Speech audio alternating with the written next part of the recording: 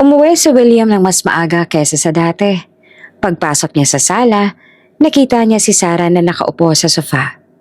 Maayos ang bihis nito. Suot ang isang maayos na itim na dress. Sa harap niya, sa ibabaw ng coffee table, ay may isang makapal na brown envelope. Mabuti't maaga ka, William. Sad ni Sarah. Eksaktong 5 taon na ngayon. Simula nung araw na kinasal tayo. So, ano to? Celebration? Sabi ko sa'yo ayoko ng mga ganitong pakulo. Bakit hindi ka nagluto? Gutom na ako. Hindi na ako ang cook mo, William. Sabi ko naman sa'yo, tapos na ang serbisyo ko dito. Sagot ni Sarah, inusog niya ang envelope palapit sa direksyon ni William. Happy anniversary. Ito ang gift ko sa'yo. Dahan-dahan binuksan ni William ang envelope. Inasahan niyang baka relo ito o di kaya'y titulo ng lupa. Pero nang makita niya yung unang page, para bang tumigil ang pagtibok ng puso niya. Ano to? Tanong ni William nang boses niya ay gumagaralgal. Divorce papers? Nagbibiro ka ba, Sarah? Mukha ba ako nagbibiro? Pero mo na lang ang kulang dyan. Nakaayos na lahat. Wala akong hinihinging alimony o kahit anong parte ng yaman mo. Ang gusto ko lang ay kalayaan ko. Hindi ko pipirmahan to. Bulyaw ni William sabay balibag ng mga papel sa lamesa. 5 taon, Sarah. 5 taon kitang binigyan ng lahat. At ito yung igaganti mo sa akin sa mismong anniversary natin? Nakaka-insulto ka. Masisira ang pangalan ko sa gagawin mo. Yung pangalan mo lang ba yung iniisip mo, William? 5 taon akong naging anino sa bahay na to. 5 taon akong nagsilbi sa'yo ng higit pa sa isang katulong pero kailanman hindi mo ako tinuring na tao. Tapos ng paninilbihan ko. Tapos na ang pagtulong ko sa'yo sa iskandalo mo. Bayad ako sa lahat ng utang na loob na akala mo meron ako sa'yo. Wala kang mapupuntahan kapag iniwan mo ako. Kapag umalis ka, sino yung tatanggap sa'yo? Sige nga, pinakasalan lang kita. Without me, you are just nobody. Mas mabuti nang mag-isa kesa kasama yung taong pinaramdam sa akin na wala akong kwenta araw-araw. Tumayo siya at kinuha ang kanyang bag. Nakaimpake na yung mga gamit ko. Iiwan ko na yung susi sa guard. Pag-isipan mo ang pagperma, William.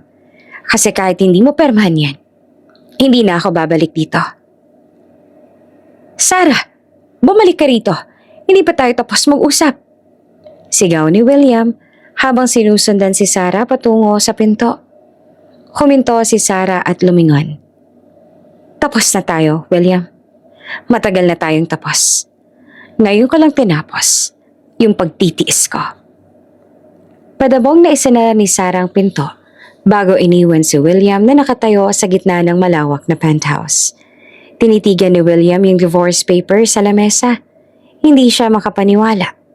Yung mahinhin, matiisin at mapagmahal na si Sarah ay nagawa siyang iwan sa mismong araw na dapat ay ipinagdiriwang nila ang pagsasama nila.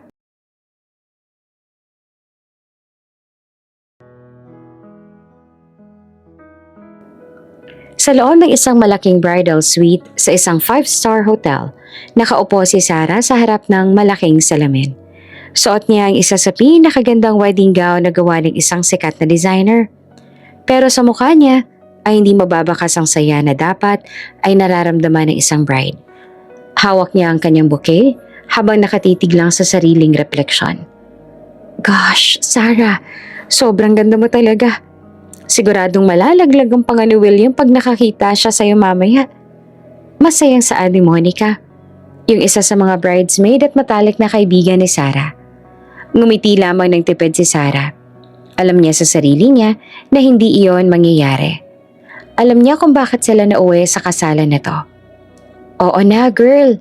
Imagine, yung isang William Navarro, yung pinaka-eligible bachelor sa bansa, sa wakas tatalian na. At ikaw, yung maswerteng babae na yon. Dagdag pa ni Cheska habang inaayos ang laylayan ng gown ni Sarah. Salamat sa inyo. Medyo kinakabahan lang talaga ako. Sad ni Sarah para hindi mahalata ng mga kaibigan niya ang tunay niyang nararamdaman. Normal lang yan, Sarah. Halos lahat naman ng ikakasal dumadaan sa ganyang kabe. Pero isipin mo na lang, simula ngayong araw, Mrs. Navarro ka na at lahat ng babae nangangarap na mapunta sa posisyon mo. Ani Monica sabay haplos sa balikat ni Sarah. Sana nga ganun lang kadali yun. Mulong ni Sarah sa kanyang sarili. Sa kabilang banda naman sa loob ng simbahan, nakatayo na si William sa harap ng altar. Maayos ang kanyang suot na tuxedo at bawat anggulo ng kanyang muka ay para bang gawa ng isang eskultor. Pero kung titingnan ng kanyang mga mata, wala itong emosyon, walang excitement, walang kaba at lalong walang pagmamahal. Nasa paligid niya ang kanyang mga tauhan at ilang malalapit na kaibigan sa negosyo. Ang kasalang to ay usap-usapan sa buong bansa, hindi dahil sa pag-iibigan nila, kundi dahil ito ang paraan para malinis ang pangalan ni William matapos ang isang malaking iskandalo na kinasangkutan niya ilang buwan na ang nakakaraan. Ayos ka lang ba, William? Mukhang papatayin mo na sa tingin yung altar. Biro ni Mark, ang best man niya. Gusto ko lang na matapos na sa lalong madaling panahon. Alam mo naman na ginagawa ko lang to para sa kumpanya. Saad ni William sa malamig na tono. Pero aminin mo, maganda si Sarah. Mabait din siya. Hindi ka natalo sa kanya. Tugon ni Mark. Hindi ko kailangan ng maganda o mabait. Kailangan ko lang ng asawa na hindi magbibigay ng problema sa akin. At si Sarah, siyang pinakaangkop para sa papel na yon. Saad ni William habang inaayos ang kanyang cufflinks. Maya-maya pa ay tumunog ng kampana ng simbahan. Hudyat na magsisimula na ang seremonya. Bumukas ang malaking pinto ng simbahan at doon ay tumambad ang napakagandang si Sarah. Lahat ng mga bisita ay napalingon sa kanya. Marinig yung mga bulungan ng paghanga sa ganda ng bride. Nagsimulang maglakad si Sarah sa aisle. Ang kanyang mga hakbang ay mabagal na para bang bawat segundo ay pinapahalagahan niya. Nakatingin siya ng diretso kay William. Umaasa na kahit sa sandaling ito ay makikita niyang kahit konting pagkilala o paghanga man lang sa mga mata ng lalaking mahal niya. Pero habang papalapit siya sa altar, napansin niyang hindi malang nakatingin si William sa kanya. Nakatingin lang yung lalaki sa malayo o kaya naman ay sa kanyang relo. Para bang yung paglalakad ni Sarah sa aisle ay isang mahabang meeting na gusto niya nang matapos. Nang makarating si Sarah sa harap ni William, iniabot ng kanyang ama ang kamay sa lalaki. Tinanggap ito ni William nang walang kahit anong ngiti. Hindi mala siya tumingin sa mga mata ni Sarah na magkatabi na sila sa harap ng pare. Handa ka na ba? Mahinahong tanong ni Sarah na sinusubukang kuhanin ng atensyon ni William. Hindi sumagot si William. Tumingin lang siya ng diretso sa pare at tumango bilang hudyat na maaari nang magsimula. Sa buong seremonya ng kasal, para bang isang robot si William. Sumasagot siya sa mga panunumpa ng walang reaksyon. Nang dumating yung oras na kailangan nilang magpalitan ng singsing, kinuha niya ang kamay ni Sarah pero hindi man lang niya ito pinisil o hinawakan ng may pagmamahal. Ay, William Navarro, take you, Sarah, to be my wife. Saad ni William sa boses na walang kahit anong pahiwatig ng saya. Sinundan nito ni Sarah. I, Sarah, take you, William, to be my husband. I promise to be true to you in good times and in bad, in sickness and in health. I will love you and honor you all the days of my life. Sa bawat salitang binitawan ni Sarah, naroon ang katotohanan. Mahal niya si William noon pa man. Alam niyang ang kasalang to ay dahil lang sa iskandalo. Pero para sa kanya, ito ang pagkakataon na may ipakita sa lalaki na karapat-dapat siyang mahalin. Hindi niya inalintana na baka sa huli, siya lang yung nagmamahal. Basta yung mahalaga ay magkasama na sila. I now pronounce you husband and wife. You may now kiss the bride. Saad ng pare. Inaasahan ng mga bisita ang isang matamis na halik. Dahan-dahang itinaas si William ang belo ni Sarah. Sandaling nagtagpo ang kanilang mga mata At doon nakita ni Sarah ang kawalan ng interes ni William. Mabilis na humalik si William sa kanyang noo, hindi sa kanyang labi, bago muling tumingin sa mga bisita para magkunwaring masaya. Ngumiti ka, maraming kamera. Mahinang utos ni William kay Sarah habang nakaharap sila sa mga photographer. Sinusubukan ko, William. Sagot ni Sarah na pilit tinatago ang sakit na nararamdaman. Pagkatapos ng kasal, dumiretso sila sa reception. Isang napakalaking piging ang inihanda. Puno ng mga sikat na personalidad at mga negosyante. Pero sa gitna ng selebrasyon, pakiramdam ni Sarah ay siya ang pinakatahimik na tao sa loob ng venue. Si William ay abala sa pakikipag-usap sa kanyang mga business partners. Hindi niya malang inalok si Sarah ng pagkain o inisip kung komportable ba ito. Para kay William, tapos na yung palabas. Nagawa na yung kailangan gawin para maisalba ang kanyang reputasyon. Hindi ka ba kakain? Kanina ka pa dyan nakaupo. Tanong ni Mark na napansin ang katahimikan ni Sarah.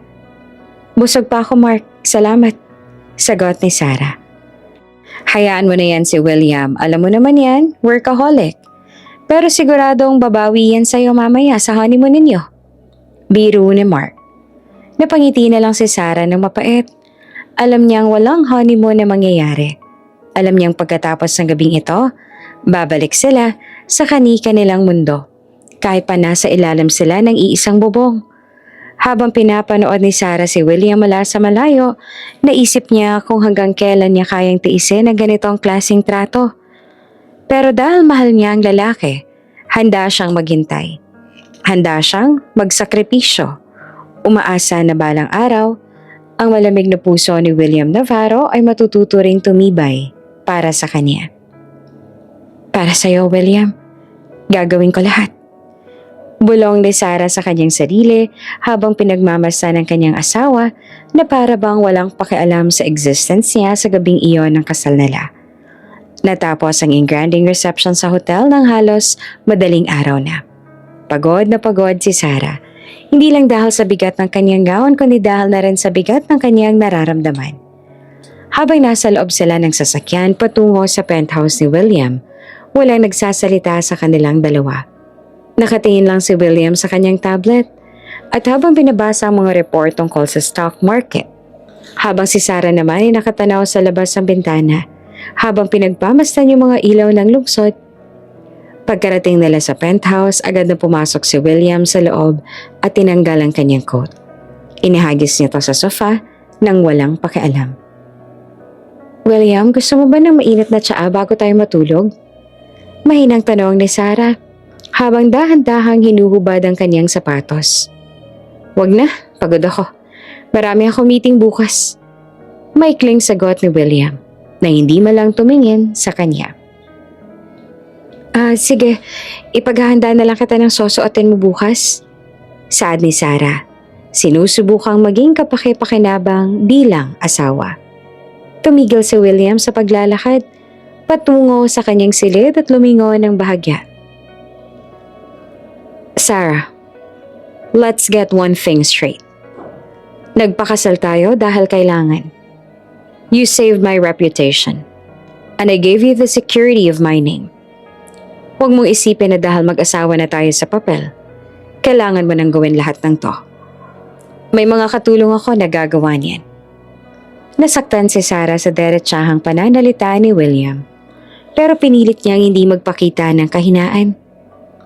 Alam ko naman yon, William, pero gusto ko lang namang gawin yung tungkulin ko, kahit ito man lang sana. Hindi mo kailangang magpakasawa sa akin, Sarah. Sapat na yung pagpapakita natin sa publiko. Ngayong gabi, doon ka sa malaking kwarto. I prefer to sleep alone. Malamig na utos ni William bago tuluyang pumasok sa kanyang master bedroom at isinara ang pinto. Naiwang nakatayo si Sarah sa gitna ng malawak na sala. Yung unang gabi ng kanilang dapat sana ay puno ng tamis ay naging simbolo ng pader na itatayo ni William sa pagitan nilang dalawa. Kinuha ni Sarah ang kanyang maleta at dahan-dahang pumasok sa guest room na itinuro ni William. Kinabukasan, maagang nagising si Sarah. Nakaugalian niya na gumising ng maaga para maganda ng almusal. Kahit na sinabi ni William na may mga katulong naman, gusto niyang siya mismo magluto para sa asawa. Nagluto siya ng paboritong breakfast ni William. Garlic rice, sunny side-up eggs at bacon na may kasamang mainit na kape. Eksaktong alas 7 ng umaga ay lumabas si William sa kanyang kwarto. Suot na ang kanyang mamahaling suit. Halatang handa na siyang umalis para sa trabaho. Good morning, William. Nakahanda na yung almusal mo. Sabay na tayong kumain. Tara. Masayang bati ni Sarah. Tiningnan lang ni William ang lamesa ng mabilisan. Wala akong oras para dyan. May breakfast meeting ako sa client. Sa labas na ako kakain. Pero nagluto ako ng paborito mo. Kahit kaunti lang sana. Para hindi naman masayang. Pakiusap ni Sarah. Ang sabi ko, ayaw ko. 'Di ba? Ibigay mo na lang sa mga security sa baba o di kaya itapon mo. Huwag mo akong pilitin sa mga bagay na ayaw ko, Sarah. Saad ni William habang kinukuha ang kaniyang briefcase. Pasensya na. Gusto ko lang naman sana na mabusog ka bago ka pumasok. Saad ni Sarah na pilit na pinapatatag ang boses. Huwag mo nang uulitin to. Sinabi ko na sa'yo. Hindi mo kailangan gawin yung mga gawaing bahay. At isa pa, huwag kang masyadong mag-expect sa relasyong to. Dagdag pa ni William, bago lumabas ang pinto nang hindi malang nagpapaalam ng maayos. Napaupo si Sarah sa upuan. Tiningnan niya yung pagkaing inihanda niya ng may pagmamahal. Ito pala yung magiging buhay niya. Yung pagiging asawa sa pangalan lang. Yung maging anino sa loob ng sariling pamamahay. Pero sa kabila ng lahat ng yon, hindi siya sumuko. Naniniwala siya na balang araw, mapapansin din siya ni William. Lumipas yung mga araw, linggo at buwan. Naging routine na ni Sarah ang pag-aasikaso kay William, kahit palagi siyang dinededman nito.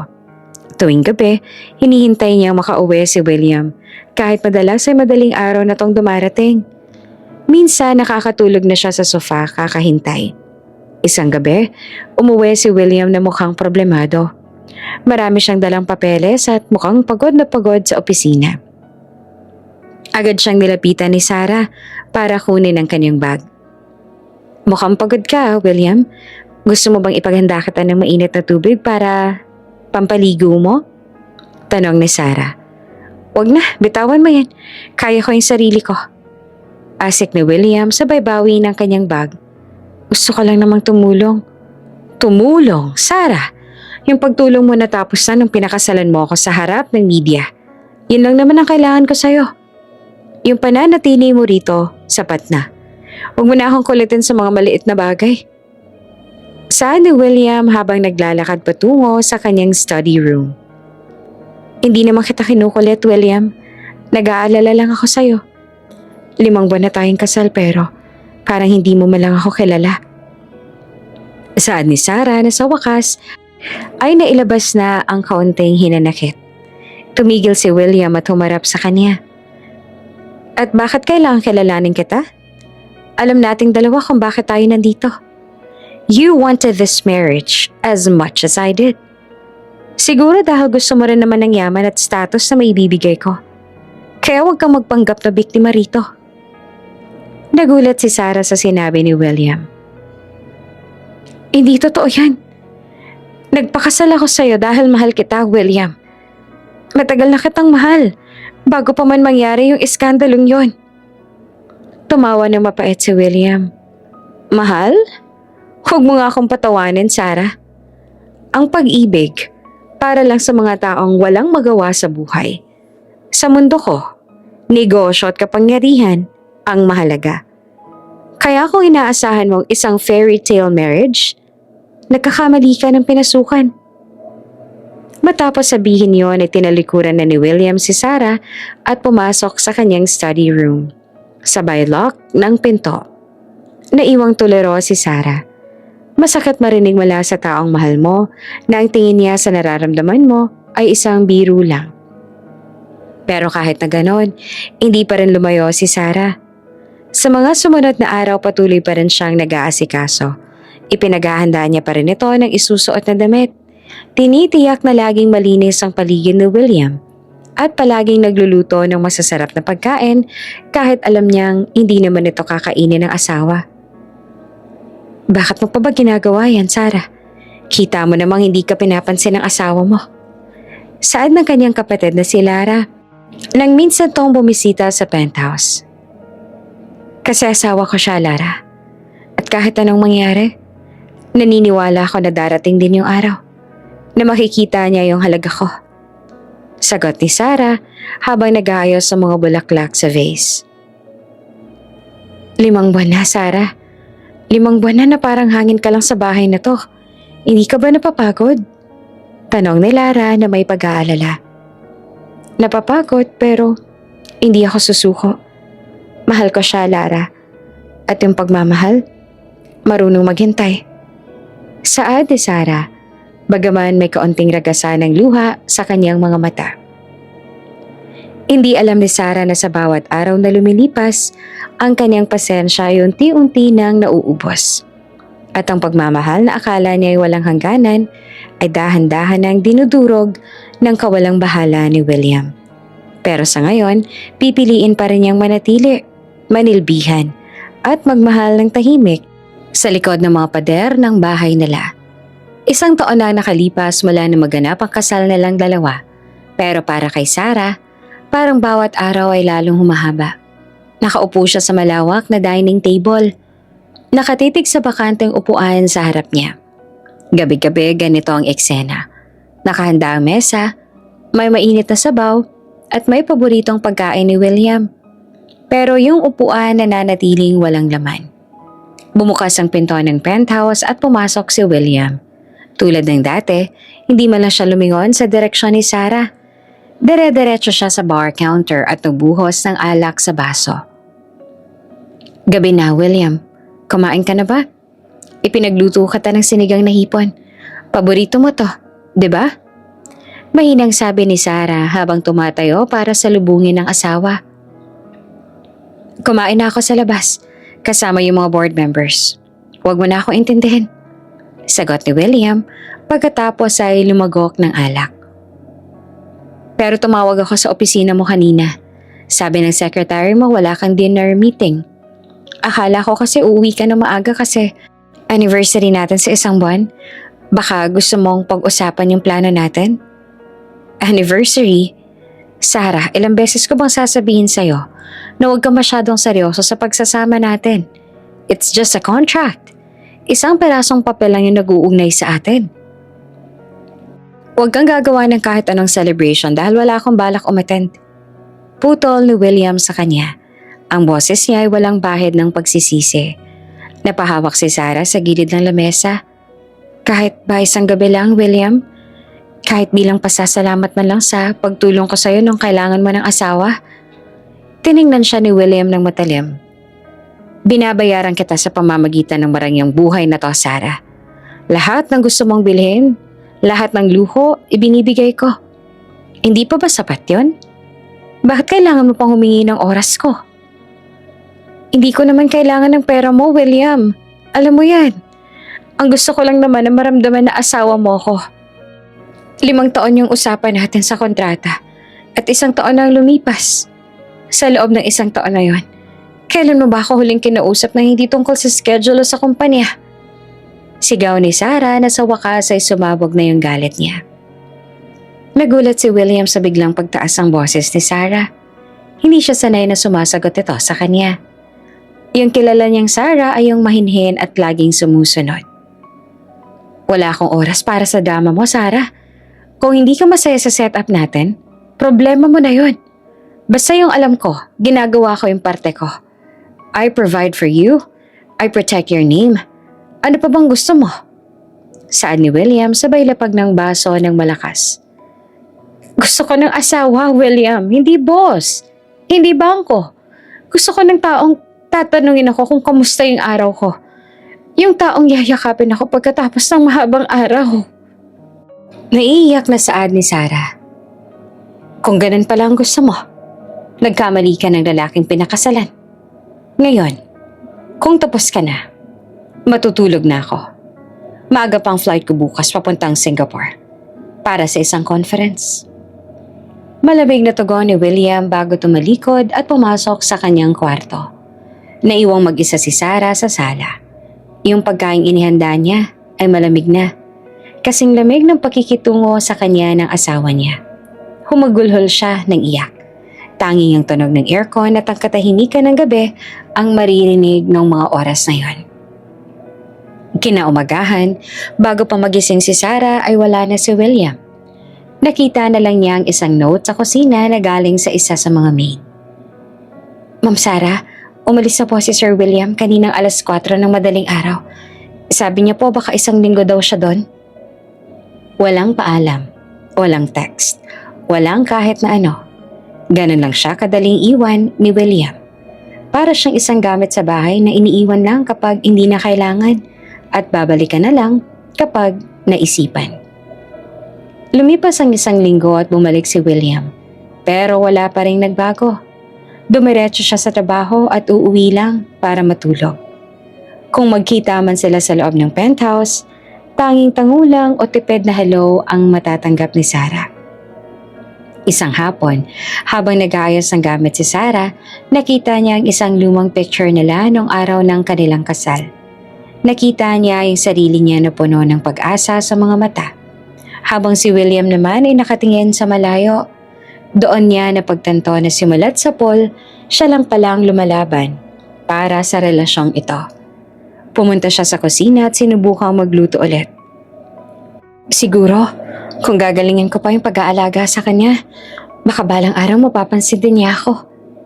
Bulong niya sa sarili na sinusubukang kumbinsihin ng sariling puso na pagod na. Nagluto siya ng adobong manok na alam niyang paborito ng pamilya ni William. Inayos niyang hapagkainan ng may kasamang kandila at sariwang rosas. Gusto niyang gawing espesyal ang gabing yon dahil bumalik na si William mula sa biyahe.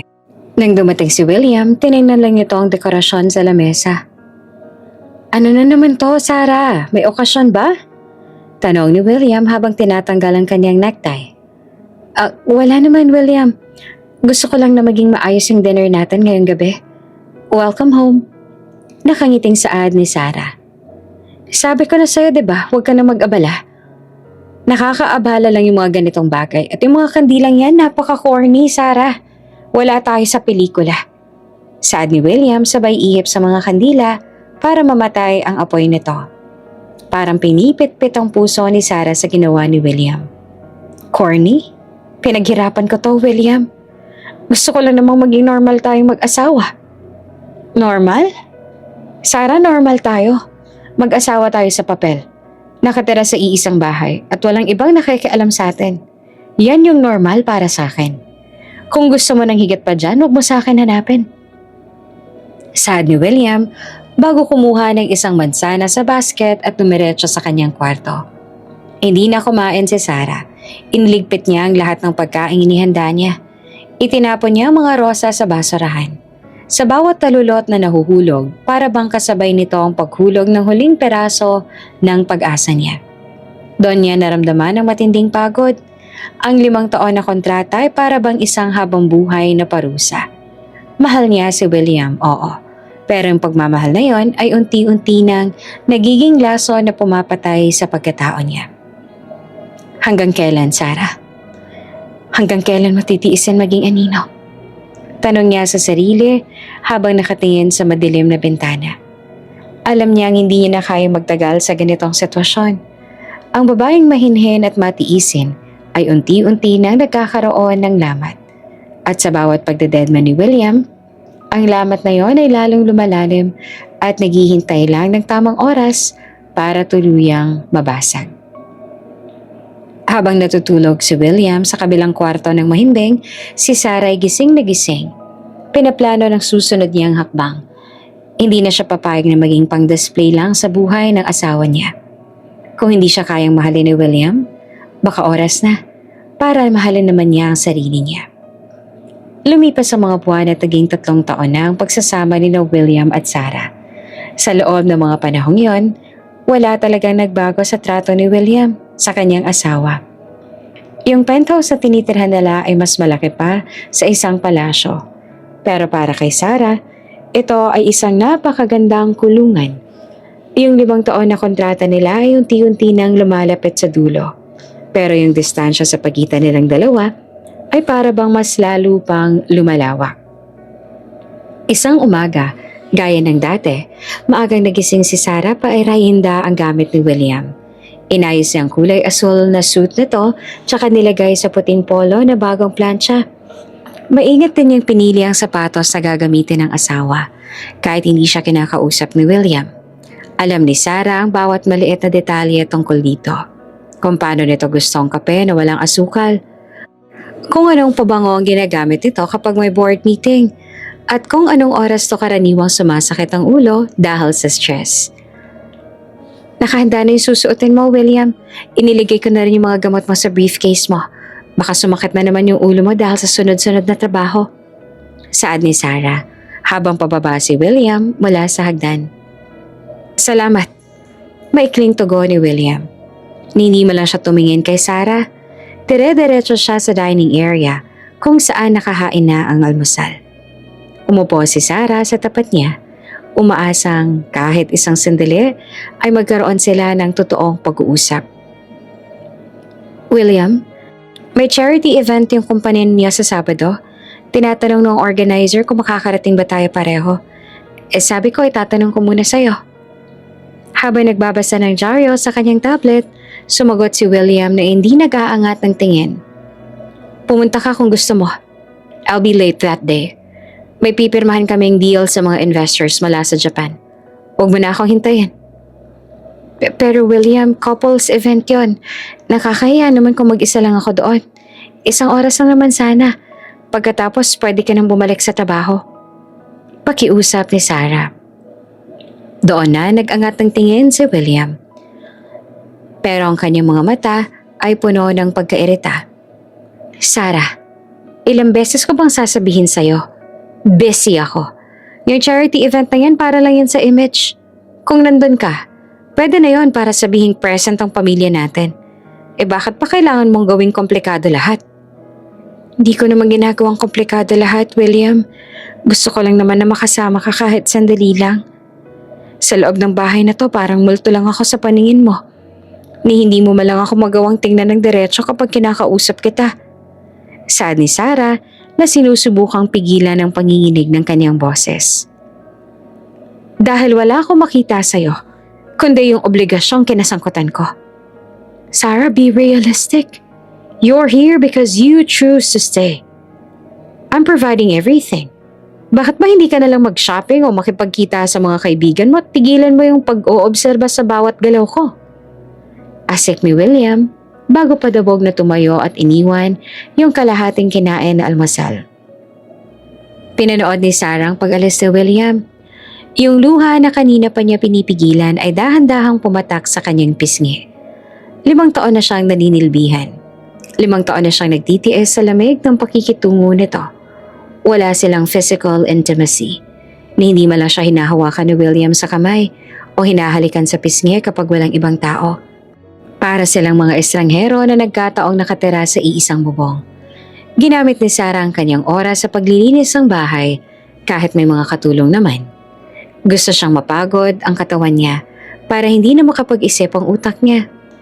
Pumunta siya sa garden at doon ay nagtanim ng mga bagong halaman habang sinusubukang ibuhos ang kanyang pagmamahal sa mga bagay na marunong tumubo at magbunga bilang kapalit ng kanyang pag-aalaga. Ma'am Sarah, pahinga na po muna kayo. Kanina pa po kayo dyan sa ilalim ng araw. Saad ni Aling Martha, yung matagal ng kasambahay ni William. Ayos lang ako, Aling Martha. Mas gusto ko to kaysa nakaupo lang sa loob tsaka naghihintay sa wala. Sagot ni Sarah habang pinupunasan ng pawis sa noo. Alam niyo ma'am, hanga ako sa pasensya niyo kay Sir William. Napakatigas talaga ng puso ng batang yon. Simula nung mamatay yung mga magulang niya. Pero naniniwala ako na darating din yung araw. Matutunaw mong yelo sa puso niya. Pampalakas loob na sabi ng matanda. Ngumiti lang si Sarah, pero sa loob-loob niya, alam niyang malabo na yon. 3 taon ang lumipas, At kung may nagbago man, iyon ay yung katotohanan ng mas lalong naging manhid si William. Kinagabihan naghanda si Sarah ng isang espesyal na dinner. Gumawa lang ng lasagna na alam niyang paboritong kainan ni William tuwing pagod ito. Inayos niya ang mesa ng napaka-formal. Naglagay ng mababangong kandila at saka nagsuot ng isang simpleng damit na kulay puti. Dumating si William ng bandang 10:00 ng gabi. Pagod na pagod siya at halatang masama ang timpla. "William, eto nagluto ako ng lasagna. Alam kong paborito mo to eh. Maupo ka muna at ang makakain ka na." Salubong ni Sarah sa kanya. Tumingin si William sa mesa. Pagkatapos ay kay Sarah. "Busog ako. Nag-dinner kami sa office." "At ano yan? Bakit nakadress ka pa? May pupuntahan ka?" Wala. Gusto ko lang na maging maayos ang itsura ko para sa'yo. Kahit sandali lang. William, maupo ka. Kahit isang slice lang ng lasagna. Tikman mo, dali." Pakiusap ni Sarah. "Ang sabi ko, ayoko. Hindi mo ba naiintindihan yung salitang ayaw?" "Nakakairita na, Sarah. Ang dami kong iniisip sa trabaho. Pag uwi ko pa rito, ikaw naman yung namimilit sa akin sa mga bagay na hindi ko naman gusto. Itabi mo yan o itapon mo, wala akong pakialam." Sigaw ni William bago dumiretso sa kanyang kwarto at malakas na isinarado ang pinto. Naiwang nakatayo si Sarah sa gitna ng sala. Tiningnan niya ang lasagna na pinaghirapan niyang gawin mula hapon. Dahan-dahan niyang kinuha ang tray at itinapon ang lahat ng yon ng laman nito sa basurahan. Hindi siya umiyak sa pagkakataong to. Sa halip, naramdaman niya ang isang matinding katahimikan sa loob ng puso niya. Doon niya na-realize na kahit gaano pang kamahal ang isang tao, kung yung taong yon ay ayaw magpabukas ng pinto, kahit anong katok ang gawin mo, hindi ka makakapasok. Yung dadmahan nila sa loob ng 3 taon ay hindi lang basta pag-iwas. Ito ay isang malinaw na mensahe na hindi siya kailanman magiging bahagi ng buhay ni William. Pumasok si Sarah sa kanyang sariling kwarto. Binuksan niya ang kanyang drawer at kinuha ang isang notebook kung saan niya isinulat ang kanyang mga nararamdaman. Sa huling pahina, isinulat niya ang mga salitang, "Hanggang kailan mo kaya maging anino sa buhay ng isang taong bulag sa presensya mo?" Matagal siyang nakatitig sa mga salitang yon bago niya ipinikit ang kanyang mga mata. Sa gabing iyon, isang desisyon ang unti-unti nang nabubuo sa kanyang isipan. Isang desisyon na alam niyang ikakabigla ni William pero kailangan niyang gawin para sa kanyang sariling kaligtasan. Naging 4 na taon ang pagsasama ni William at Sarah. Sa loob ng 4 na taong yon, naging master na si Sarah sa sining ng pagtitiis. Bawat araw ay isang ulit lang ng kahapon. Gigising siya ng maaga, maghahanda ng lahat para kay William. Didedmahin siya nito at matutulog siyang mag-isa sa kabilang kwarto. Isang hapon, habang naglilinis si Sarah ng library ni William, isang lugar na bihira niyang pasukin dahil ayaw ng asawa na may nakikialam sa mga gamit nito, napansin niya ang isang lumang folder. Nakalagay doon ang balita tungkol sa iskandalong kinasangkutan ni William 5 taon na ang nakakalipas. Doon niya muling naalala kung bakit sila nauwi sa ganito. 4 na taon na pala. 1 taon na lang. Sarah, 1 taon na lang at matatapos ng kontratang to. Bulong niya sa sarili habang hinahaplos ang wedding ring sa kanyang daliri. Habang nag-aayos siya ay biglang pumasok si William. Gulat na gulat ito nang makita siya sa loob ng library. "Anong ginagawa mo rito? Sinabi ko na sa'yo na huwag kang papasok sa lugar na to nang walang permiso ko." Asik ni William. Agad niyang kinuha ang folder na hawak ni Sarah. "Pasensya na William, nakita ko lang na medyo magulo na yung mga libro. Kaya naisipan kong ayusin. Gusto ko lang naman na maging malinis yung paligid mo." Mahinahong sagot ni Sarah. "Hindi ko kailangan ng tulong mo sa pag-aayos ng gamit ko. May mga staff ako para doon. Ang kailangan ko ay yung wag mong pakikialaman yung mga private documents ko." Saad ni William habang inilalagay yung folder sa isang drawer at nalock ito. "Private documents? William, asawa mo ko. Hindi naman ako titigil ng mga sekreto ng kumpanya mo. Gusto ko lang talagang makatulong sa'yo. Pangangatwiran ni Sarah. Tumingin si William sa kanya ng may halong pangungutya. Asawa? Sarah, let's be real. Sa pangalan lang. Huwag mong kalimutan na yung kasalang to. Business move lang. You're getting paid for this, remember? Paid? Hindi ako tumanggap ng kahit anong pera mula sa'yo na hindi para sa bahay na to, William. Lahat ng luho na sinasabi mo, hindi ko hinihingi. Ang tanging hinihingi ko lang sa'yo ay yung oras mo. Pero kahit yun, pinagkakait mo pa rin. Saad ni Sarah na puno ng paetang boses. Dahil yung oras ko ay pera. At yung pera, yun ang nagpapatakbo sa buhay nating dalawa. Ngayon, lumabas ka na. May gagawin pa ako. Malamig na utos si William. Lumabas si Sarah na mabigat ang loob. Sanay na siya sa ganitong trato. Pero habang tumatagal, lalong sumasakit. Kinabukasan, nagpa siya si Sarah na subukan ulit. Nag-bake siya ng paboritong cookies ni William at dinala ito sa opisina ng lalaki. Gusto niyang ipakita na kahit anong lamig nito, hindi siya susuko. Good afternoon, Ma'am Sarah. Bati ng secretary ni William na si Jane. Nasa loob po si Sir pero may kausap po siyang investor. Sige Jane, maghihintay na lang ako rito. Saad ni Sarah, sabay upo sa lounge area. Lumipas ang 2 oras, lumabas ang investor at pumasok si Sarah sa loob ng opisina. Nakita niyang nakasandal si William sa kanyang upuan. Nakapikit ang mga mata at mukhang pagod na pagod. William, nagdala ko ng cookies. Naisip ko baka kailangan mo ng merienda. Malambing na saad ni Sarah. Nagmulat ng mata si William. Sa halip na matuwa, nakita ni Sarah ang galit sa mga mata nito. Anong ginagawa mo rito, Sarah? I told you, never come to my office without an appointment. Nakakagulo ka sa pag-focus ko.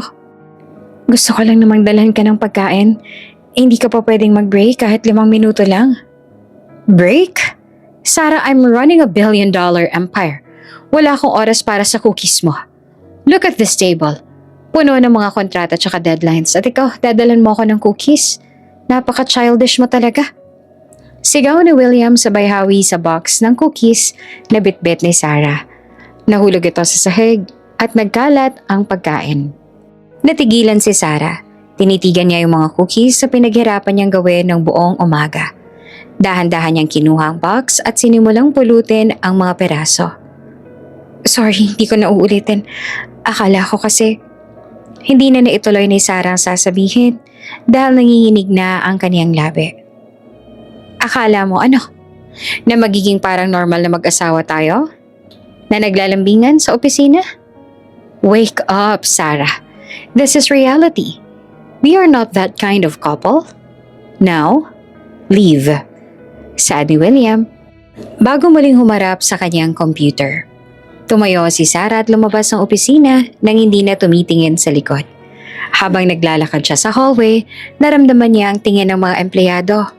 Ramdam niya ang awa nila. At yon ang pinaka-insulto para sa kanya. Pagdating sa bahay, dumiretso siya sa banyo at doon umiyak ng husto. Hinarap niya ang salamin at nakita ang isang babaeng nawalan na ng kislap sa mga mata. Yung Sarah na masayahin at puno ng pag-asa ay para bang unti-unti nang namamatay sa piling ni William. Bakit ko ba ginagawa to sa sarili ko? Tanong niya sa kanyang refleksyon.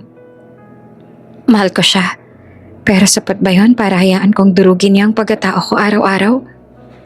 Sa loob ng 4 na taon, naging tagapaglingkod siya. Pinagsilbihan niya si William ng higit pa sa inaasahan sa isang asawa. Nilabahan ang damit nito, ipinagluto ng mga pagkaing hindi man lang natitikman, at naging tapat na kasama sa mga formal na okasyon kung saan kailangan nilang magpanggap na masaya. Pero sa likod ng mga kamera at saradong pinto, hanging lang siya. Naisip ni Sarah ang mga sakripisyo niya. Iniwan niya ang sarili niyang mga pangarap para suportahan ang kumpanya ni William. Nanahimik siya noong kailangan nito ng katahimikan. Pero kailanman, hindi siya nakarinig ng thank you o kamusta ka man lang. Nang gabing iyon, hindi lumabas si Sarah para salubungin si William. Nanatili lang siya sa loob ng kanyang kwarto habang nakatingin sa kisame. Narinig niya ang pagdating ng asawa, ang pagbukas ng pinto, at ang katahimikan na sumunod. Walang kumatok sa pinto niya para itanong kung bakit hindi siya naganda ng dinner. Walang naganap sa kanya. Doon niya naramdaman ang pinakamasakit na katotohanan, na kahit mawala siya sa bahay na yon, malamang ay hindi man lang yon mapapansin ni William hanggat may ibang taong gagawa ng mga gawaing bahay. Ang dedmahan na to ay hindi lang basta pag-iwas. Ito ay unti-unting pagpatay sa koneksyon na inaasahan niyang mabubuo sa loob ng 5 taon. Ngayong 4 na taon na yung lumipas, naramdaman ni Sarah na ang pagmamahal niya para dito ay parang isang kandilang nauubusan na ng metsa. Malapit na tong mamatay. At kapag nangyari yon, wala nang babalikan si William. Nagsimula ang 5 taon ng kanilang pagsasama na para bang mas mabigat ang hangin sa loob ng penthouse. Kung dati ay dadmahan lang, ngayon ay ramdam na ang tensyon sa pagitan nila. Si Sarah ay hindi na kasing sigla ng dati sa pagbati kay William. At si William naman ay para bang mas lalong naging mainit ang ulo sa bawat pagkakataong makikita ang asawa. Isang gabi, umuwi si William na may dalang mga papeles mula sa isang naudlot na business deal. Pagod na pagod siya at halatang naghahanap ng mapagbubuhusan ng galit. Nadatnan niya si Sarah sa sala na nagbabasa ng libro. Isang bagay na bihirang gawin ng babae sa harap niya. Dahil dati ay palagi itong nakapuntot sa kanya para magtanong kung anong kailangan niya. Bakit hindi pa nakahanda ang tsaa ko? At bakit pa ang dilim dito sa sala? Bungad ni William, sabay bukas ang lahat ng ilaw ng padabog. Ibinaba ni Sarah yung libro at kalmadong tumingin sa asawa. Nandiyan naman yung mga helpers, William. Pwede ka namang mag-utos sa kanila. At tungkol nga pala sa ilaw, mas komportable ako magbasa ng hindi masyadong maliwanag. At kailan ka pa naging tamad? 5 taon mong ginagawa yan. Tapos ngayon magrereklamo ka? I pay for everything in this house, Sarah. Yung minimal na serbisyo mo lang naman sana yung aasahan ko. Asik ni William habang tinatapon ang kanyang coat sa sahig. Tumayo si Sarah at hinarap ang asawa. Hindi ako tamad, William. Napagod lang ako. Napagod ako maging katulong na walang sweldo. Tsaka asawa na parang hangin lang sa'yo. Kung tsaa lang ang kailangan mo, kaya mo namang kumuha sa kusina. Nagulat si William sa sagot ni Sarah. Ito ang unang pagkakataon na direkta siyang sinagot nito nang may bahid ng pagre-rebelde. Anong sabi mo? Napagod ka? Sarah, ang daming babae na gustong mapunta sa posisyon mo. Binigyan kita ng buhay na gusto mo. Tapos sasabihin mong napagod ka? Buhay, William? Yun bang tawag mo rito? Buhay? Sigaw ni Sarah, na sa wakas ay bumigay na ang kanyang pasensya. Yung tawag ko rito, pagluluksa. Araw-araw ako nagluluksa sa atensyon na binigay ko sa'yo. Pero tinapon mo lang sa basurahan. Akala mo ba sapat na ang pera? Akala mo ba mabibili ng bilyones mo ang pakiramdam na may naghihintay sa'yo sa gabi? Hindi kita pinilit na mahalin ako. Alam mo naman sa una pa lang na business deal lang to. Bulyaw ni William habang lumalapit kay Sarah at nanilisik ang mga mata. Pero alam mong mahal kita. Alam mong nagpakasal ako sa'yo para tulungan ka sa iskandalo mo dahil tanga ako. Dahil akala ko kapag nakita mo kung gaano ako katapat sa'yo, matututunan mo rin akong pahalagahan. Mangiyak-ngiyak na saad ni Sarah. Pahalagahan? Paano kita papahalagahan? Kung yung ginagawa mo lang, maging anino ko. Wala kang sariling buhay. Palagi kang nakadepende sa akin. Sa atensyon ko. Sa oras ko. Nakakasakal ka. Bulyaw ni William. Yung mga salitang nakakasakal ay parang sampal sa mukha ni Sarah. Nakakasakal pala yung pag-aalaga ko. Sige. Simula ngayong gabi. Hindi mo na mararamdaman yung sakal na sinasabi mo. Sagot ni Sarah na yung boses niya ay naging malamig at matigas. Mabuti pa nga. Dahil sawang-sawa na ako sa pagmumukha mong parang laging nagmamakaawa para sa atensyon. You're pathetic, Sarah. Kung hindi lang dahil sa apelyido ko, wala kang kwenta. Sa sobrang galit, kinuha ni William ang isang vase sa side table. Isang regalo pa ng magulang ni Sarah noong kasal nila at ibinalibag iyon sa pader. Nabasag ito sa libo-libong peraso. Kasing durog ng puso ni Sarah sa mga sandaling iyon. Yan naman tingin mo sa akin? Walang kwenta? Tanong ni Sarah sa mahinang boses, pero puno ng galit. Sa ngayon, oo. Dahil wala kang ibang ginawa, kundi maging pabigat sa buhay ko. Umalis ka sa harap ko, bago ko pa masabi ang mga bagay na mas lalong makakasakit sa'yo. Saad ni William, sabay turo sa pinto. Hindi gumalaw si Sarah. Nananatili siyang nakatitig kay William habang tinitingnan ng lalaking minahal niya ng 5 taon. Pero ngayon ay parang isang demonyo sa harap niya. Huwag ka mag-aalala, William. Hindi mo kailangang magsalita. Malinaw na sa akin ang lahat. Tumalikod si Sarah at dumiretso sa kanyang kwarto. Isinarado ang pinto ng malakas. Naiwan si William sa sala na hinihingal sa galit, habang yung mga peraso ng nabasag na vase ay nakakalat sa sahig. Isang paalala ng ugnayang tuluyan ang nagiba sa gabing iyon. Hindi natulog si Sarah sa gabing iyon. Yung mga salitang walang kwenta at nakakasakalay pa ulit-ulit na umaalingaw-ngaw sa kanyang pandinig. Habang si William ay malamang natutulog na sa kabilang kwarto pagkatapos ng kanyang pagwawala. Si Sarah naman ay nagsimulang magligpit ng kanyang mga personal na gamit. Hindi niya kinuha yung mga mamahaling alahas o mga gamit na binili ni William para sa kanya. Kinuha lang niya yung mga bagay na dinala niya noong bago pa sila magpakasal. Kinaumagahan, bumaba si William para sa kanyang kape. Inasahan niyang makita si Sarah sa kusina. Marahil ay mugto yung mga mata, pero nakahanda pa rin ang almusal niya gaya ng dati. Pero pagdating niya sa dining area, walang pagkain sa lamesa, walang amoy ng kape. Yung penthouse ay tahimik na parang sementeryo. Sarah? Tawag ni William habang naglalakad patungo sa kwarto ng asawa. Sarah, nasa na yung kape ko? Huwag mo akong bigyan ng silent treatment dahil lang sa away natin kagabi. Padabog niyang binuksan ang pinto ng kwarto ni Sarah. Pero nagulat siya. Malinis ang kama. Maayos ang lahat. Pero wala si Sarah. Binuksan niya ang closet at nakitang bawas na ang mga gamit nito. Doon lang siya nakaramdam ng kaunting kaba. Pero agad itong napalitan ng Ines. Naglalayas. Napaka-immature niya naman. Bulong niya sa sarili. Lumabas siya sa kwarto at nakita si Sarah na pumasok sa main door. Galing ito sa labas at may dalang mga papel. Maayos ang suot nito. Hindi bakas ang pagod o puyat. At diretso ang tingin sa kanya. Saan ka galing?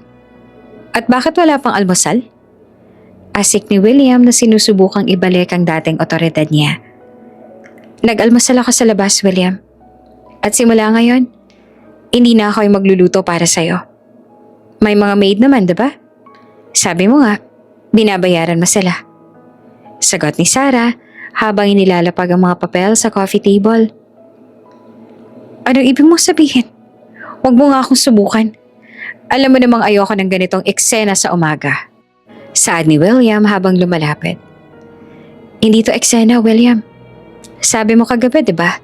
Nakakasakal ako. Sabi mo, wala akong kwenta kung wala yung apelido mo. Kaya naisip ko, bakit ko pa ipagsisiksikan ang sarili ko sa taong hindi naman ako gusto? Saad ni Sarah, walang bakas ng takot sa kanyang boses. So ano to? Strike? Magbabakasyon ka? Tanong ni William nang may pangungutya. Hindi. Tapos na ako, William. Tapos na ang 5 taon na pagpapanggap na may asawa ako. Sa susunod na buwan ng anniversary natin. At doon matatapos lahat. Saad ni Sarah. Oops! May break muna. Gusto mo bang ma-shoutout dito sa channel ni Ate Jane? Mag-comment lang ng lesson you learned from the latest story uploaded. Dahil pipili kami ng isang best comment of the day para i-shoutout sa susunod na upload. Kaya huwag kalimutang mag-iwan ng lesson you learned after you watch this video. Maraming salamat! Shoutout nga po pala kina Amelia Cabico from Llanera, Nueva Ecija, Marlene Ong from Basista, Pangasinan, at Sonia Forbes. Sa ating mga taga-subaybay, paki-comment naman po sa baba kung taga saan kayo para alam ko kung hanggang saan umaabot ang mga kwento ni Ate Jane at para ma-shoutout ko kayo sa mga susunod pa nating mga kwento. Maraming salamat sa pakikinig. Sa loob ng isang buwan na to, magsistay ako rito para ayusin ang mga huling papeles. Pero wag mo nang asahan na pagsisilbihan kita. Gusto mo lang ng atensyon, Sarah. Aminin mo, ginagawa mo to para lambingin kita. Pero nagkakamali ka. Hindi ako luluhod sa harap mo. Sabi ni William.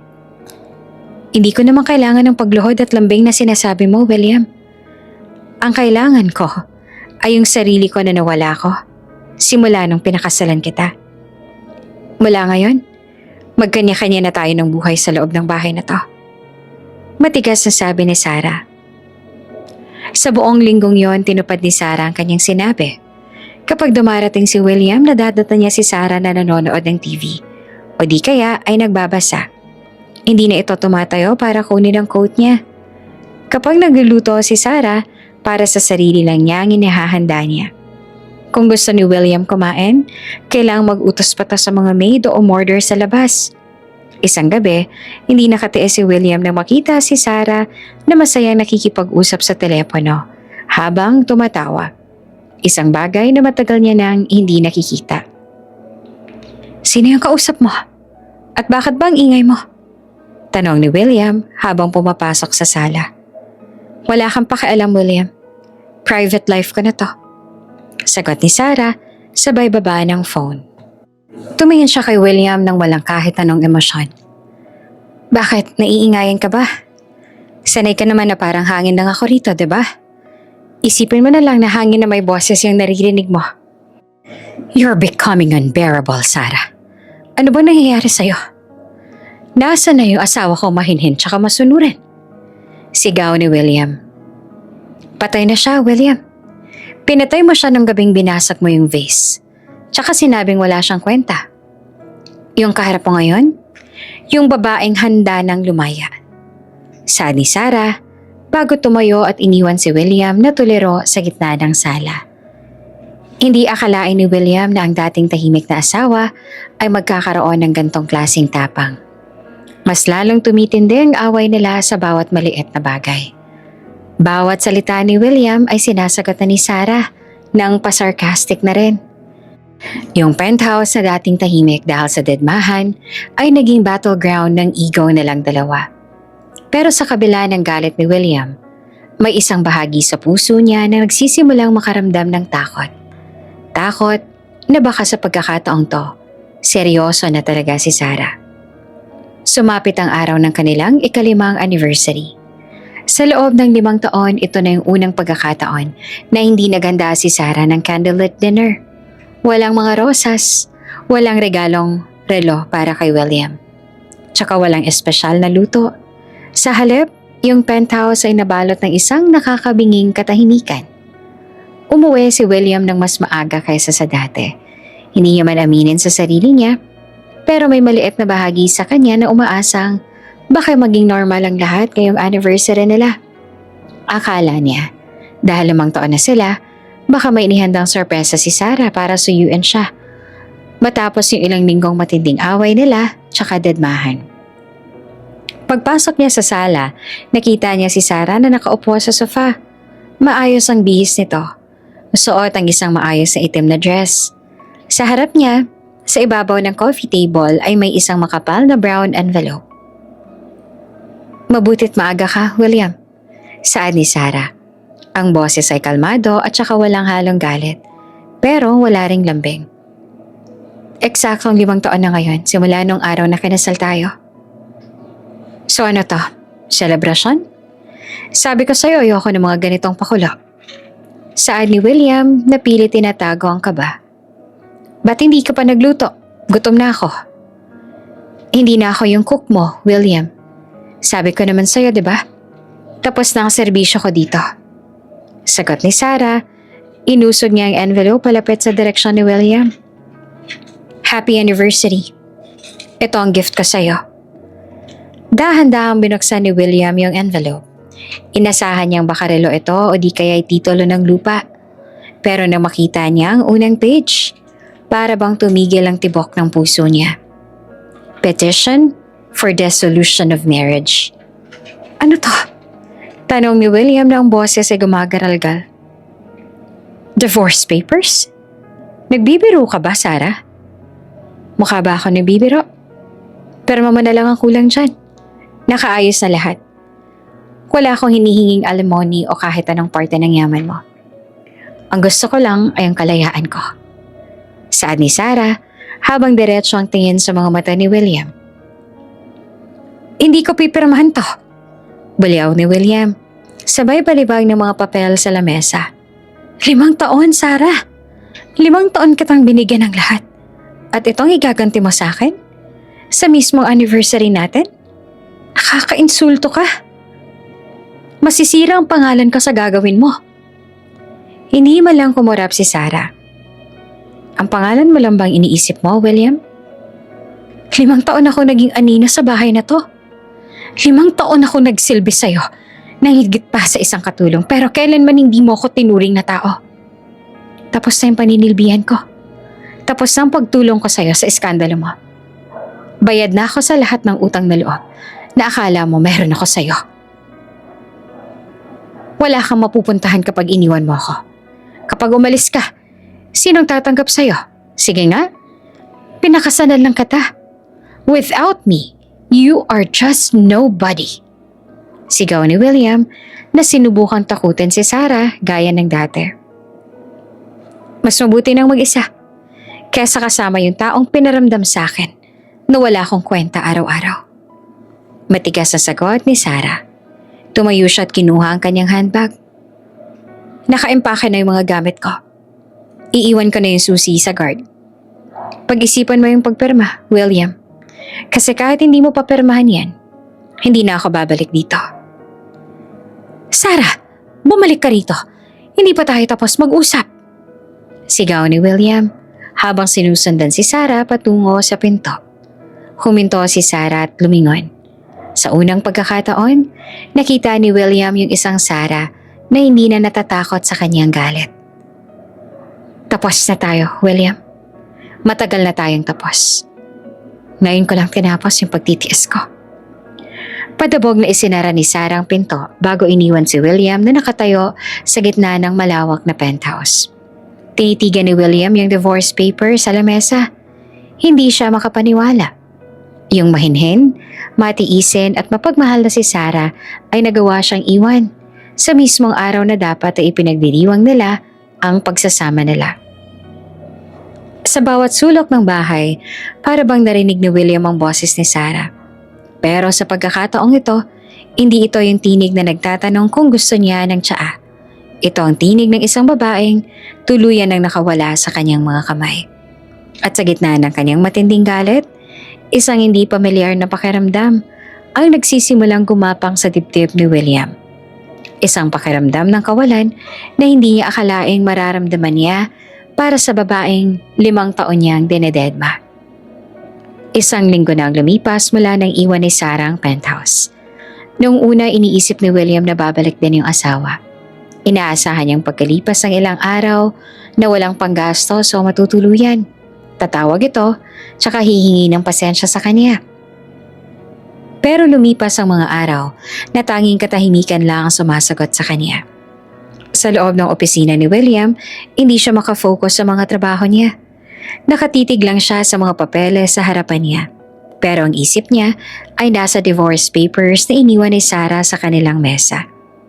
Sir, may problema po ba? Tanong ni Jane na mapansin ang pananahimik ng boss niya. Wala. May balita ba tungkol sa kumpanya? Malamig na tanong ni William. Wala naman po, sir. Pero tumawag po yung abogado ninyo. Tinatanong kung may balita na raw ba kay Ma'am Sarah. Sagot ni Jane. Wala siyang pakialam sa asawa ko. Umalis ka na. Asik ni William. Nang gabing yon, umuwi si William sa penthouse na sobrang dilim. Walang nagbukas ng ilaw para sa kanya. Walang amoy ng bagong lutong pagkain. Pagpasok niya sa kusina, nakita niya ang isang empty refrigerator. Walang kahit anong handang pagkain. Doon lang niya napagtanto sa loob ng 5 taon. Si Sarah palang gumagawa ng lahat ng maliliit na bagay na nagpapagaan ng buhay niya. Bakit ba ako apektado? Ako naman ang may gusto ng tahimik, diba?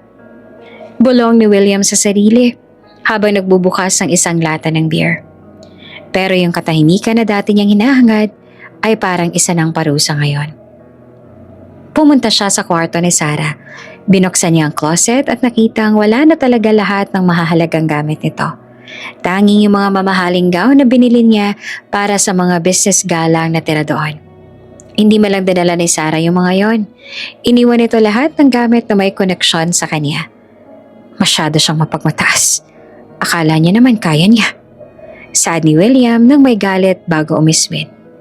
Kinuha niya ang kanyang phone at tinawagan ang kanyang private investigator.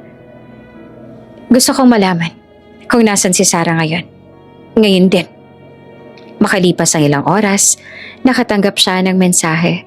Isang address ng isang simpleng apartment at isang impormasyon na ikinagulat niya.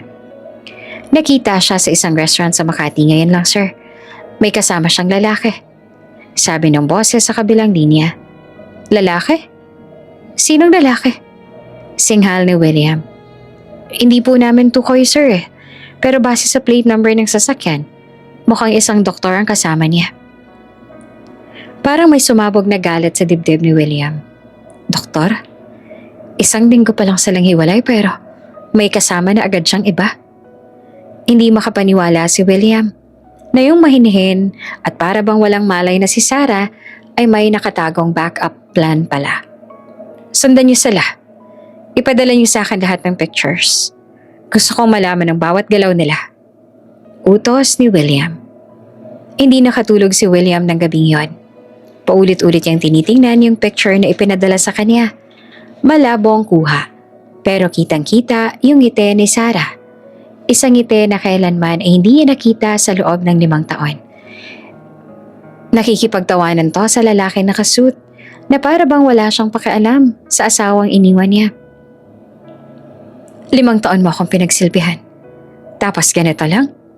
Saad ni William habang mahigpit na hinahawakan ang kanyang baso. Sa gitna ng kanyang galit, naramdaman niya ang isang matinding selos.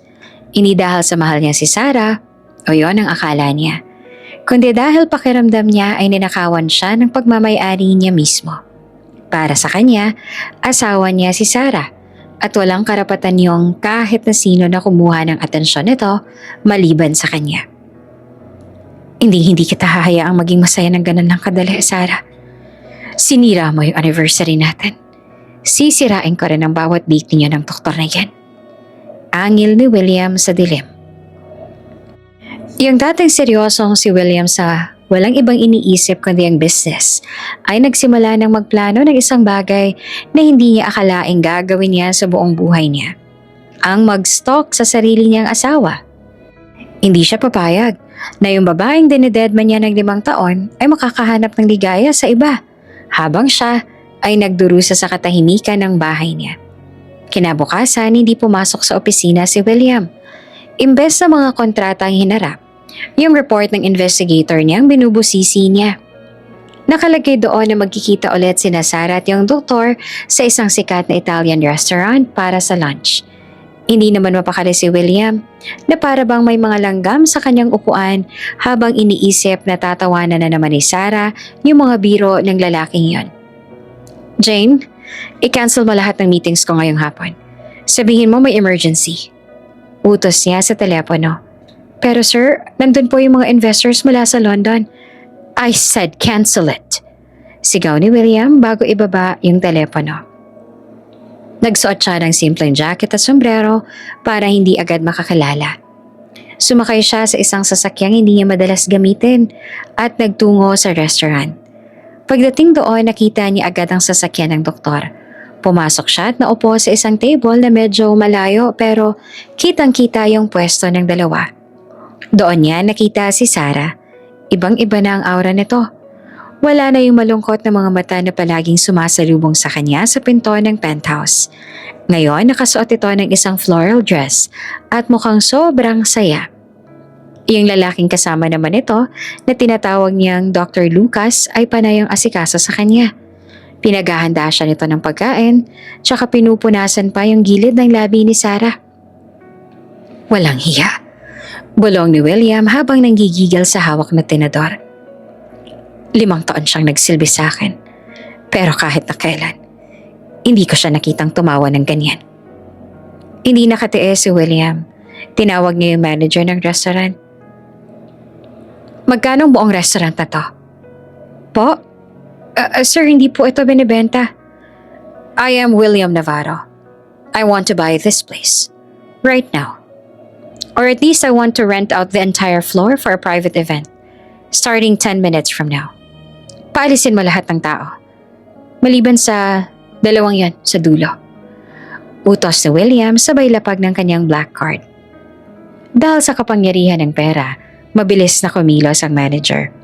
Isa-isang nilapitan ng mga customer at pinakausapang umalis dahil sa isang technical problem. Pero nang lapitan ng table ni Sarah, tumayo si William at lumapit sa kanila. Anong ginagawa mo rito, William? Gulat na tanong ni Sarah nang makita ang asawa. Nawala agad ang ngiti sa mga labi nito. At yon ang mas lalong nagpainit ng ulo ni William. Nagkataon lang, nakakain din ako dito. Pero nalaman ko na under maintenance na yung restaurant na to kaya kailangang umalis ng lahat. Malamig na saad ni William habang nakatingin ng matalim kay Lucas. Maintenance? Pero kakadating lang ng pagkain namin. Saad ni Lucas na para bang naguguluhan. Sabi ng management, kailangan nang umalis ngayon din. Giit ni William.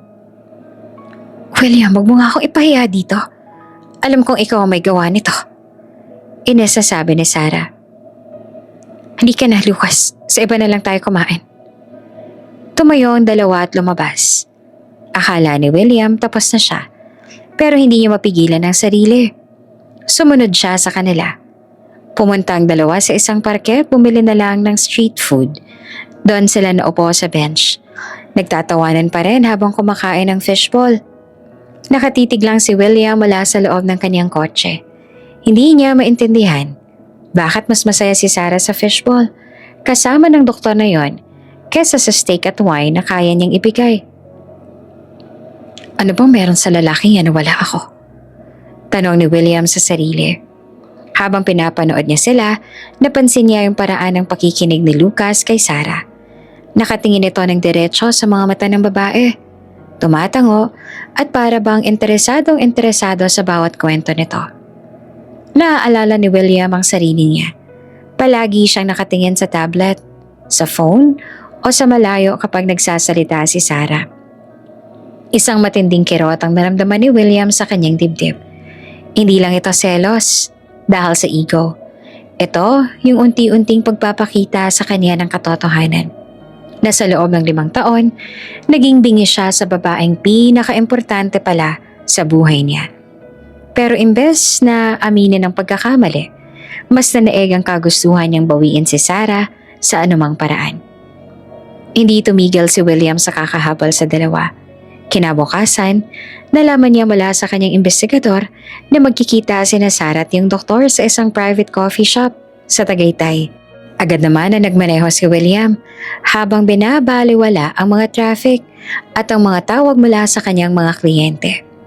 Pagdating niya doon, nakita niya silang nakaupo sa may balcony, tinatanaw ang bulkang Taal habang masaya nag-uusap. Order mo ako ng kape, yung pinakamahal. Utos ni William sa kanyang driver na isinama niya para hindi siya masyadong halata. At alamin mo kung anong kinakain nila. Habang nakamasid mula sa malayo, nakita ni William kung paano dahan-dahang hinawakan ni Lucas ang kamay ni Sarah. Gusto nang sumugod ni William at manuntok. Muntik na nga niyang mabasag ang baso ng kape na hawak niya. Sir, baka gusto niyo pong lumapit? Tanong ng driver niya. Hindi pa. Hayaan mo muna silang mag-enjoy. Sisirain ko rin yan. Bulong ni William. Nang matapos ang date ng dalawa, sinundan pa rin sila ni William hanggang sa makarating sila sa tapat ng bagong apartment ni Sarah. Nakita niyang hinalikan ni Lucas si Sarah sa noo bago ito pumasok. Yung selos ni William ay umabot na sa puntong hindi niya na kayang kontrolin. Pagkaalis ni Lucas, agad na lumabas si William sa kanyang sasakyan at kumatok ng malakas sa pinto ni Sarah. Sino yan? Tanong ni Sarah mula sa loob. Nang buksan niya ang pinto at makita ang galit na mukha ni William, agad siyang napabuntong hininga. Anong ginagawa mo rito, William? Ini-stalk mo ba ako? Sino yung lalaki yan, Sarah? Isang linggo pa lang tayong hiwalay? May kahalikan ka na agad? Sigaw ni William habang pilit na pumapasok sa loob ng maliit na apartment. Wala kang karapatang sigawan ako sa loob ng pamamahay ko. At anong pakialam mo kung sino yung kasama ko? Nagbigay na ako ng divorce papers sa'yo, di ba? Sagot ni Sarah na hindi malang natitinag sa galit ng asawa. Hindi ko pa pinipirmahan yon, kaya asawa pa rin kita. Mula ngayon, bawal ka nang makipagkita sa lalaking yon. At bakit? Dahil ba nasasaktan yung ego mo? William, 5 taon kitang hinintay na tingnan ako ng ganyan. Napaglaanan ako ng oras. Pero hindi mo ginawa. Ngayon may taong nakikinig sa akin. Tsaka pinaparamdam sa akin na importante ako, bigla kang susulpot. Saad ni Sarah na may halong pait. Nasisilaw ka lang sa atensyon niya. Hindi mo siya kilala, Sarah. Baka pera lang ang habol niyan sa'yo. Pangangatwiran ni William. Pera? William, hindi niya alam na asawa mo ako. Ang tingin niya sa akin, si Sarah lang. At sapat na sa akin yan. Ngayon, lumayas ka na bago ko patawagin yung security. Matigas na sabi ni Sarah. Napilitang lumabas si William dahil sa tindi ng tingin ni Sarah. Sa loob ng sasakyan, sinuntok niya ang dashboard. Hindi ako papayag. Hahanapan ko ng dumi ang doktor na yan.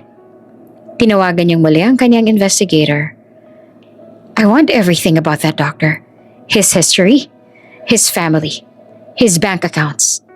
I want to know everything. Pero makalipas ang ilang oras, nakatanggap siya ng tawag na ikinagulat niya. Sir, may problema po. Saad ng investigator. Anong problema? Huwag mong sabihin wala kayong nakuha. Opo, sir. Very private po yung buhay niya. Wala kaming mahanap na records tungkol sa mga naging girlfriend niya o kahit anong dumi. Kahit po sa social media wala siyang bakas. Para siyang multo na bigla na lang lumitaw sa tabi ni Ma'am Sarah. Lalong naghinala si William. Imposible. Lahat ng tao may tinatago. Hanapan niyo pa. Hukayin ninyo lahat. Dahil sa kawalan ng impormasyon, mas lalong naging obsessed si William. Sa isip niya, baka isang scammer o masamang tao yung doktor na to na ginagamit lang si Sarah. Pero habang tumatagal ang kanyang pagmamanman, may ibang katotohanan ng unti-unting sumasampal sa kanya. Nakikita niya kung paanong inaalalayan ni Lucas si Sarah sa tuwing tatawid ng kalsada. Nakikita niya kung paano tong nagdadala tsaka nagbibigay ng bulaklak kay Sarah na mukhang pinitas lang sa tabi-tabi. At higit sa lahat, nakikita niya yung oras na binibigay nito. Oras na kailanman ay hindi naibigay kay Sarah. Sa bawat gabi na nakaupo si William sa kanyang sasakyan sa labas ng apartment ni Sarah, nagsisimula siyang mag-isip. Ito ba yung ginagawa ni Sarah sa akin nun? Naghihintay? Umaasa? Nag-aalaga ng walang kapalit? Ang kanyang selos ay unti-unting nahahaluan ng matinding pagsisisi. Nagsisimula na yung maramdaman ng bigat ng 5 taon na binaliwala niya. Pero sa halip na sumuko, lalong tumibay ang desisyon ni William. Kailangan niyang baguhin lahat bago tuluyang mawala sa kanyang babae ngayon nang niya napagtantong, mahal na mahal niya pala talaga. Hindi mapakali si William sa loob ng kanyang opisina. Kahit anong gawin niyang pagbabasa ng mga reports, ang mukha ni Sarah at ng doktor na yon ang nakikita niya. Galit na galit siya sa kanyang investigator dahil sa kawalan ng impormasyon tungkol kay Lucas. Paanong walang records? Gumawa kayo ng paraan. Babayaran ko kayo kahit na magkano. Basta't mahanapan niyo lang ng dumi yung taong yan. Sigaw ni William sa telepono bago nito ibinalabag sa mesa. Sir, may update po. Pumasok si Jane na medyo nag-aalangan. Nalaman po namin na magkikita sila ngayon sa isang art gallery sa mall pagkatapos daw pong manood sila ng sine.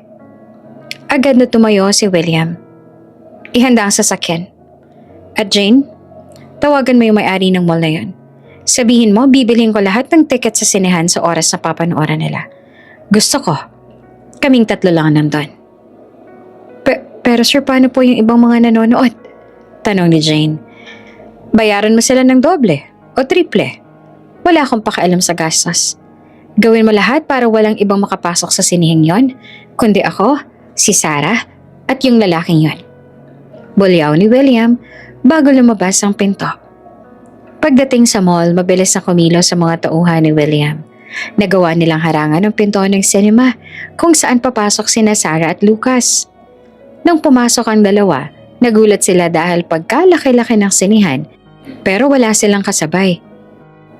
Parang tayo lang yata yung tao rito Sarah. Swerte naman natin.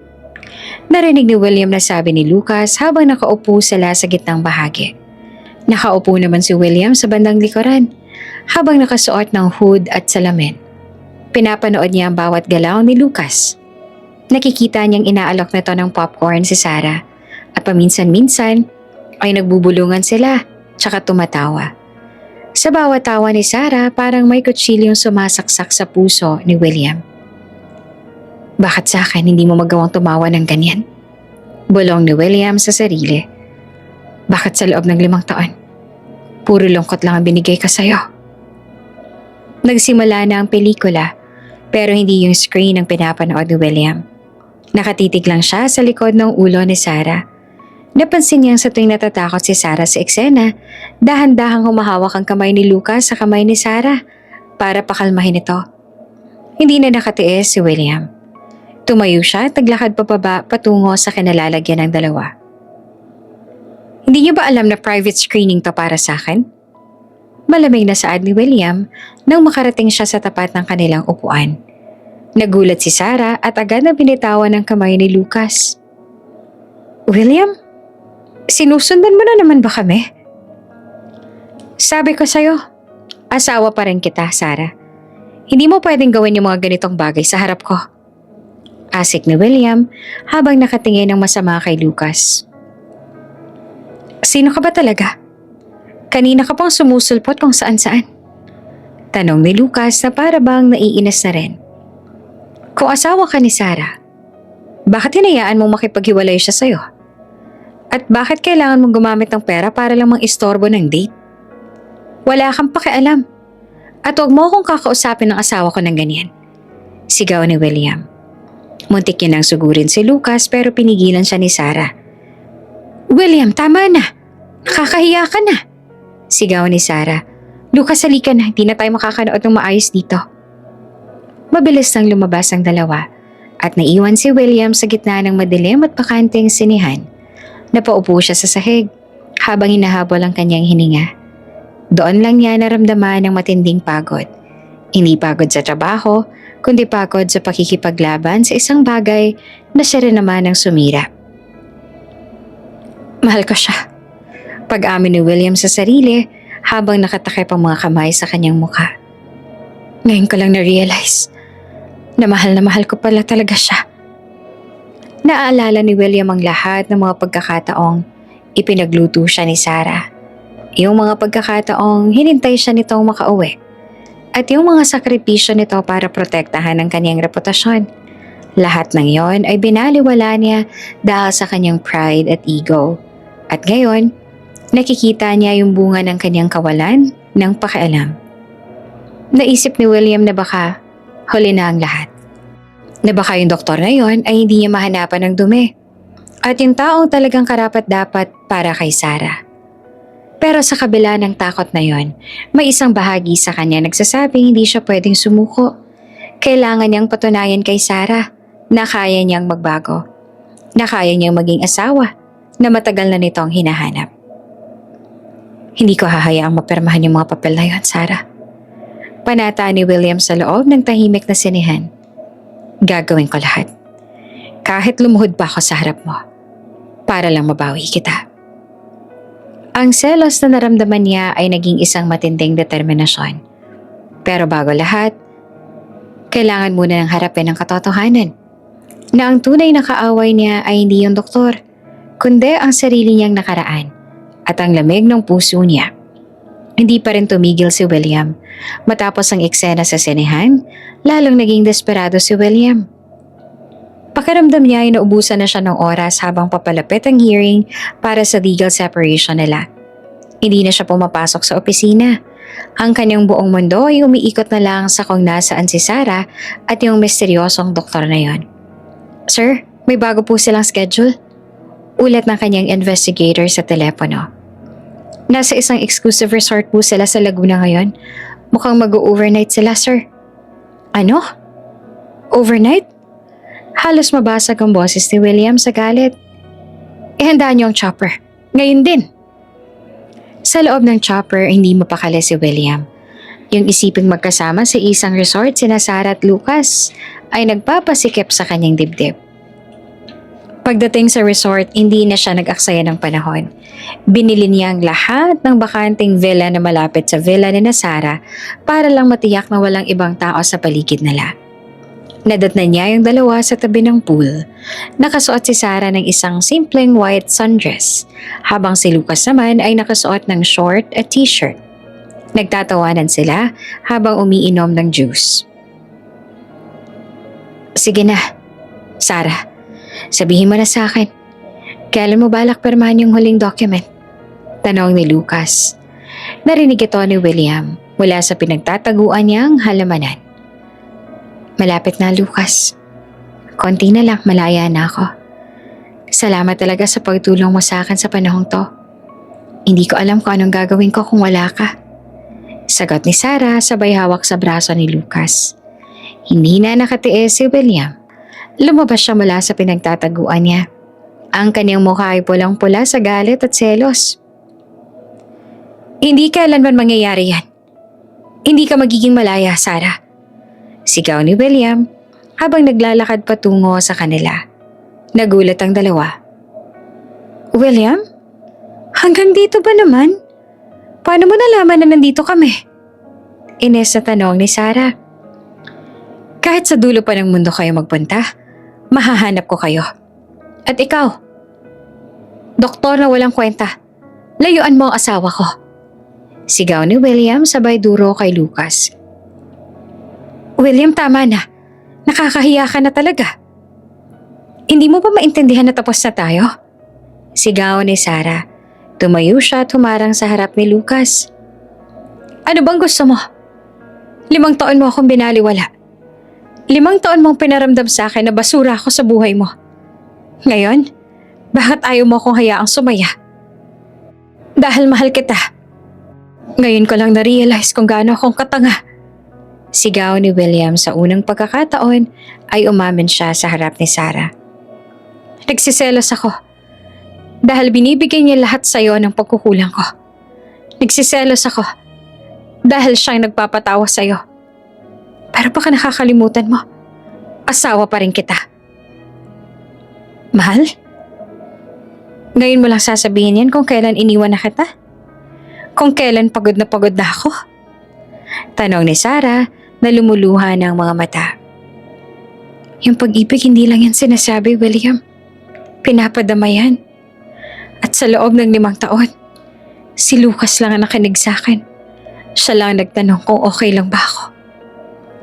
Susubukan ko, Sarah. Magbabago ako. I-cancel natin yung divorce, please. Kahit anong gusto mo gagawin ko, huwag ka lang sumama sa lalaking ito. Pagsusumamo ni William, na ang kanyang boses ay puno ng pait. Huli na, William. Masyado nang malalim ang sugat. Saad ni Sarah bago hilahin si Lucas paalis.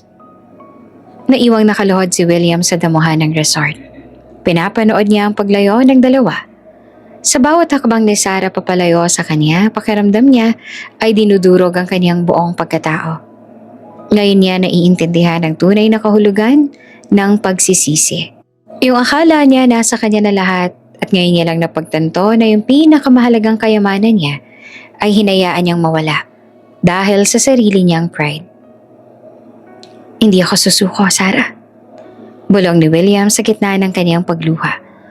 Hahanap ako ng paraan para patunayan sa'yo na ako pa rin ang lalaking para sa'yo. Sa gitna ng kanyang matinding selos, may nabubuong plano sa isip ni William.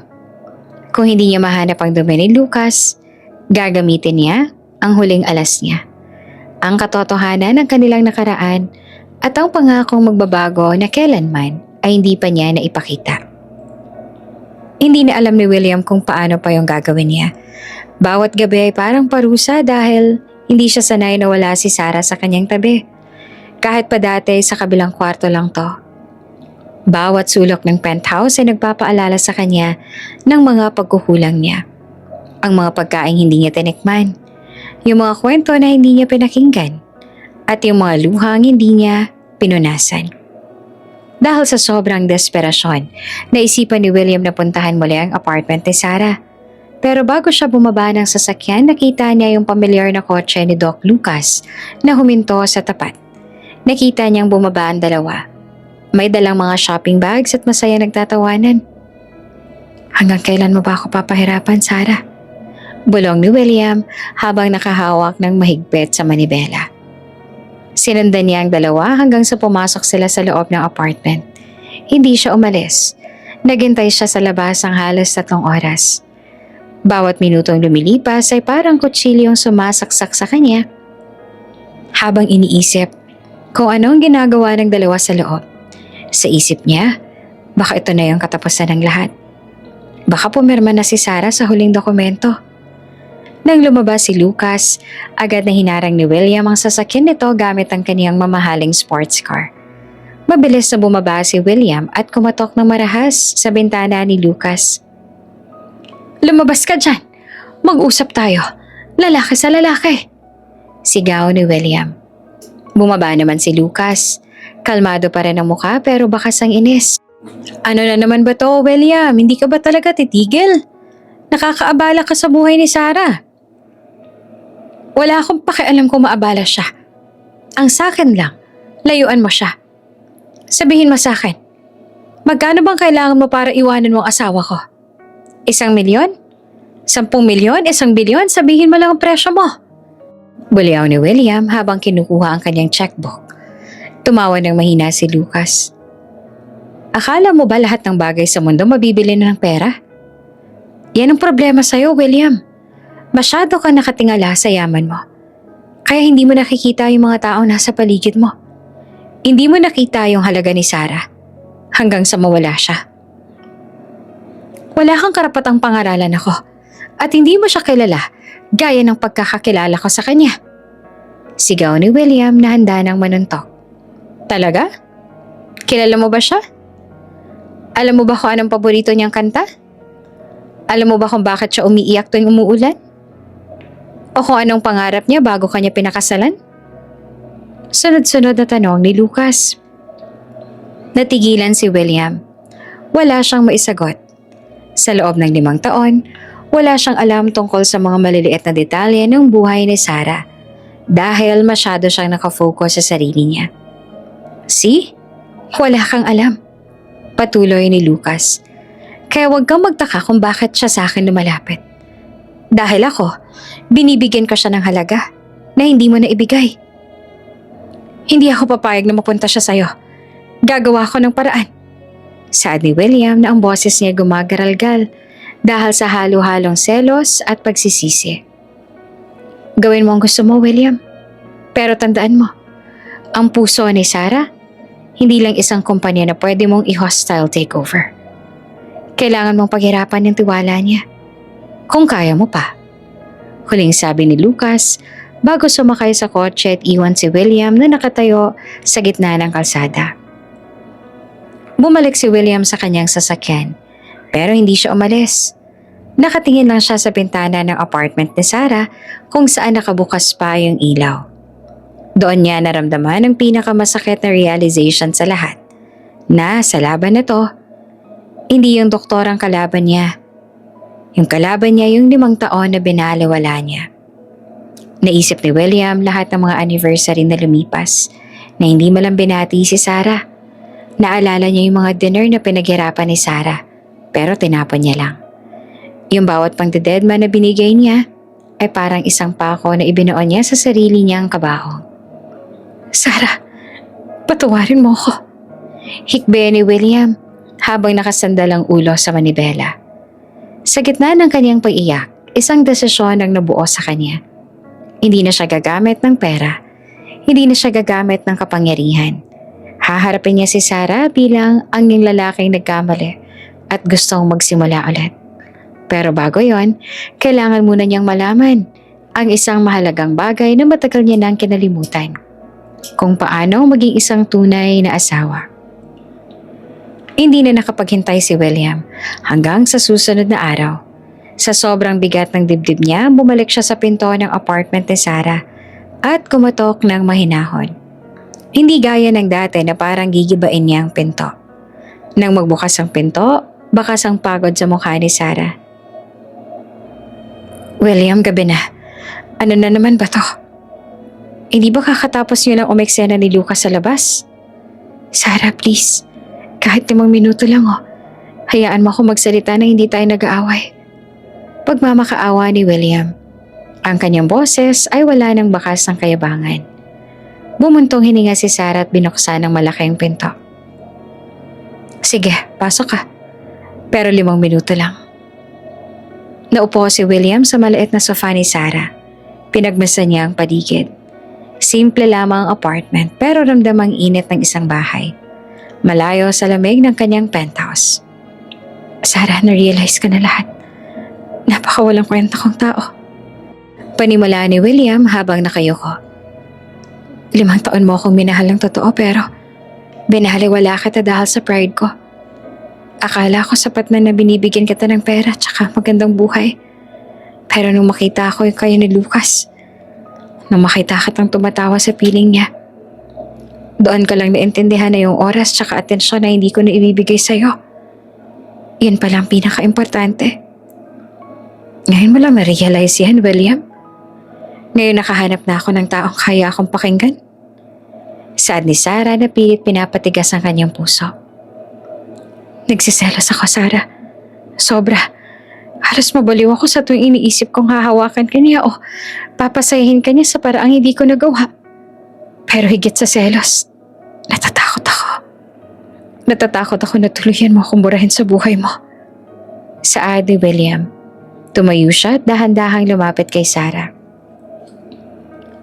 William, si Lucas ay hindi na natapos si Sarah ang sasabihin dahil biglang lumuhod si William sa harap niya. Nanlaki ang mga mata ni Sarah. Yung bachelor si William Navarro, ang lalaking hindi umuyuko sa kahit kanino, ay nakaluhod sa paanan niya habang umiiyak. Sarah, please patawarin mo ako. Handa akong iwan lahat ng yaman ko. Handa akong magsimulang muli, huwag mo lang akong iwan. Bigyan mo ako ng second chance, please. Handa akong maging asawa na deserve mo. Luluhod ako rito hanggang sa mapatawad mo ako. Hikbe ni William habang hawak ang mga kamay ni Sarah. Nagulat si Sarah sa tindi ng emosyon ni William. William, tumayo ka dyan. Ano ba nakakahiya ang ginagawa mo? Hindi ako tatayo hanggat hindi mo ako pinapatawad, Sarah. Mahal na mahal kita. Ngayon ko lang naintindihan na ikaw lang kailangan ko para maging buong buhay ko. Patuloy ni William sa pagmamakaawa. Habang nakatingin si Sarah sa nakaluhod na asawa, nakaramdam siya ng matinding awa. Pero bago pa siya makasagot, biglang bumukas ang pinto at pumasok si Lucas na may dalang gamot para kay Sarah. Sarah, naiwan mo to. Natigilan si Lucas ang makita ang eksena. Tumingin si William kay Lucas. Pero sa halip na magalit, nananatili siyang nakaluhod. Doc, kung kailangan ko makiusap sa'yo para layuan mo yung asawa ko, gagawin ko. Mahal ko siya. Napapuntong hininga si Sarah tumingin kay Lucas. Pagkatapos ay kay William. William, tumayo ka na. May kailangan kang malaman. Ano yon? Namahal mo na siya?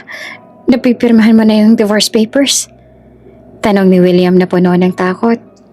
Tumingin si Sarah kay Lucas at tumango. Ngumiti naman si Lucas at lumapit kay William para tulungan itong tumayo. William, relax lang. Hindi mo kailangan makiusap sa akin. Anong ibig mo sabihin? Tanong ni William na gulong-gulo. William, si Lucas. Hindi ko siya manliligaw. Malumanay na saad ni Sarah. Siya yung pinsan ko galing sa probinsya. Siya yung doktor na pinsan ko na hindi nakadalo sa kasal natin 5 taon na nakakaraan. Dahil sa medical mission siya sa ibang bansa noon. Kaya hindi mo siya nakilala. Natigilan si William. Parang tumigil ang mundo niya sa narinig. Pinsan? Pero bakit? Bakit ang sweet ninyo? Bakit hinalikan ka niya sa noo? Bakit kayo magkasama palagi? Tumawa si Lucas. Sweet talaga kami ni Sarah dahil siya lang kais-isa kong pinsang babae na itinuring kong kapatid. At yung sinasabi mong kissing scenes, kuya move lang yon, William. Sinadya namin hindi magpakilala sa'yo kasi gusto ni Sarah na makita kung talagang may pakaalam ka pa sa kanya. So, pinagplanuhan niyo to? Tanong ni William na hindi pa rin makapaniwala. Hindi naman sa pinagplanuhan, William, sagot ni Sarah. Gusto ko lang maramdaman na may lalaking magtatanggol sa akin, na may magsiselos para sa akin. Gusto ko makita kung mahal mo pa ba talaga ako o yung ego mo lang ba ay nasasaktan. Napaupo si William sa sofa na hingal na hingal. Kaya pala wala akong mahanap na records. Kaya pala napaka-private ng buhay niya. Dahil hindi naman pala talaga siya kalaban. William, ginawa ko to dahil pagod na ako maging anino. Gusto ko makita kung kaya mo bang magbago. Saad ni Sarah habang lumalapit sa asawa. Tumitig si William kay Sarah. Patawarin mo ako, Sarah. Kahit pinsan mo pa siya o hindi, yun totoo. Nagkulang talaga ako sa'yo. Pero ngayong alam ko na hindi ka pala tuluyang nawala sa akin. Hindi ko nasasayangin ang pagkakataong to. Hinarap ni William si Lucas. Salamat, Doc. Salamat sa pag-aalaga sa asawa ko nung wala ako sa tabi niya. At pasensya na sa mga inasal ko. Ayos lang, William. Basta siguraduhin mong hindi naiiyak ang pinsan ko, ha?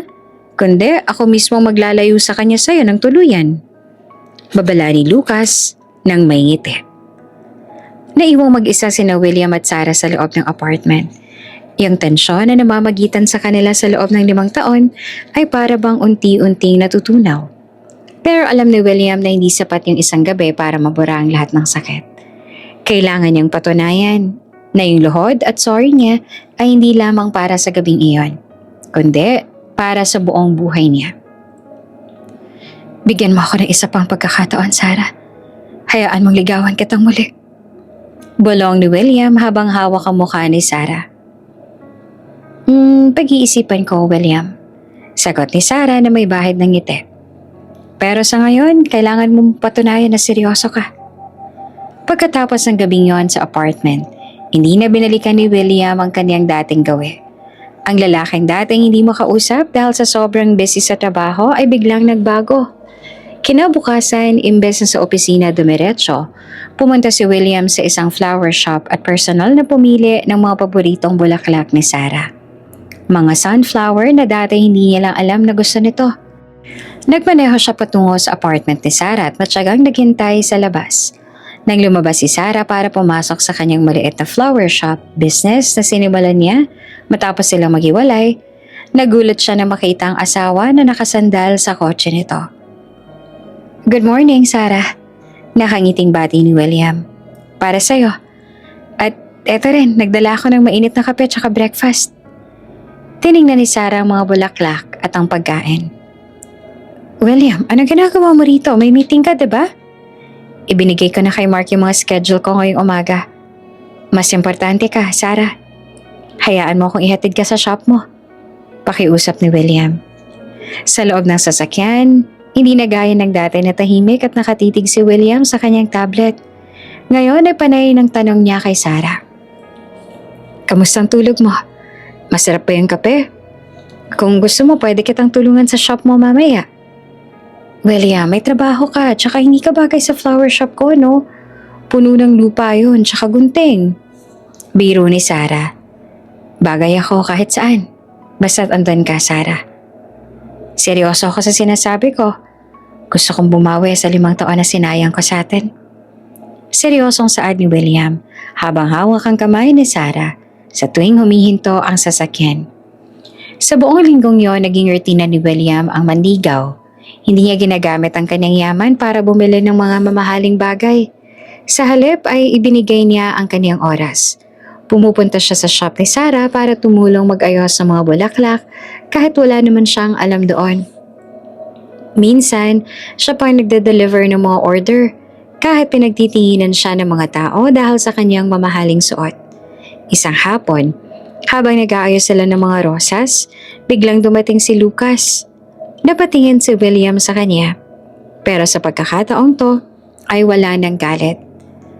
Oh, William, mukhang nag-e-enjoy ka sa pagiging florist ah. Pang-aasar ni Lucas. Sinusubukan ko, Doc. Mahirap pala to pero mas masaya kaysa naman sa board meeting. Sagot ni William, sabay kamay sa pinsa ng asawa. Sarah, pinapunta ako ni Mama. Tinatanong kung kailan ka ba raw bibisita ng probinsya. Isama mo na rin daw tong manliligaw mo kung talagang seryoso siya. Ani ni Lucas. Nagkatinginan sina Sarah at William. Sasama ako, Sarah. Kahit saan ka pumunta, sasama ako. Mabilis ang sagot ni William. Nang makaalis si Lucas, naging seryoso ang usapan ng mag-asawa. William, bakit mo ba talaga ginagawa to? Hindi ka ba napapagod? Malaki mawawala sa kumpanya mo kung palagi kang nandito. Sarah, sa loob ng 5 taon, nakuha ko na lahat ng yaman na gusto ko. Pero nung iniwan mo ko, na-realize ko na wala palang kwenta lahat ng bilyones ko kung mag-isa lang akong kakain sa penthouse na yun. Saad ni William habang hinahawakan ang magkabilang balikat ni Sarah. Yung pagod na nararamdaman ko ngayon, wala pa sa kalingkingan ng pagod na naramdaman mo nung dinededma kita.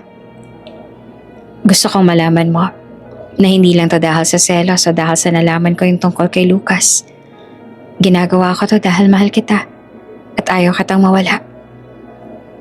Nakikita ko naman ang pagbabago mo, William. At aaminin ko, natutuwa ako na nakikinig ka na sa akin ngayon. Mahinang sabi ni Sarah. Hindi lang pakikinig, Sarah. Ipinanunumpa ko sa iyo na simula ngayon, ikaw na ang priority ko. At handa akong punitin yung divorce papers na yan sa harap mo. Saad ni William. Kinuha ni William yung divorce papers mula sa kanyang bag na palagi niyang daladala.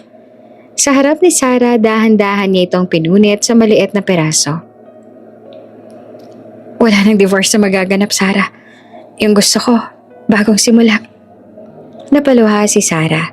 Nakita niya ang pagiging totoo sa mga mata ni William na hindi niya nakita nung unang 5 taon nila.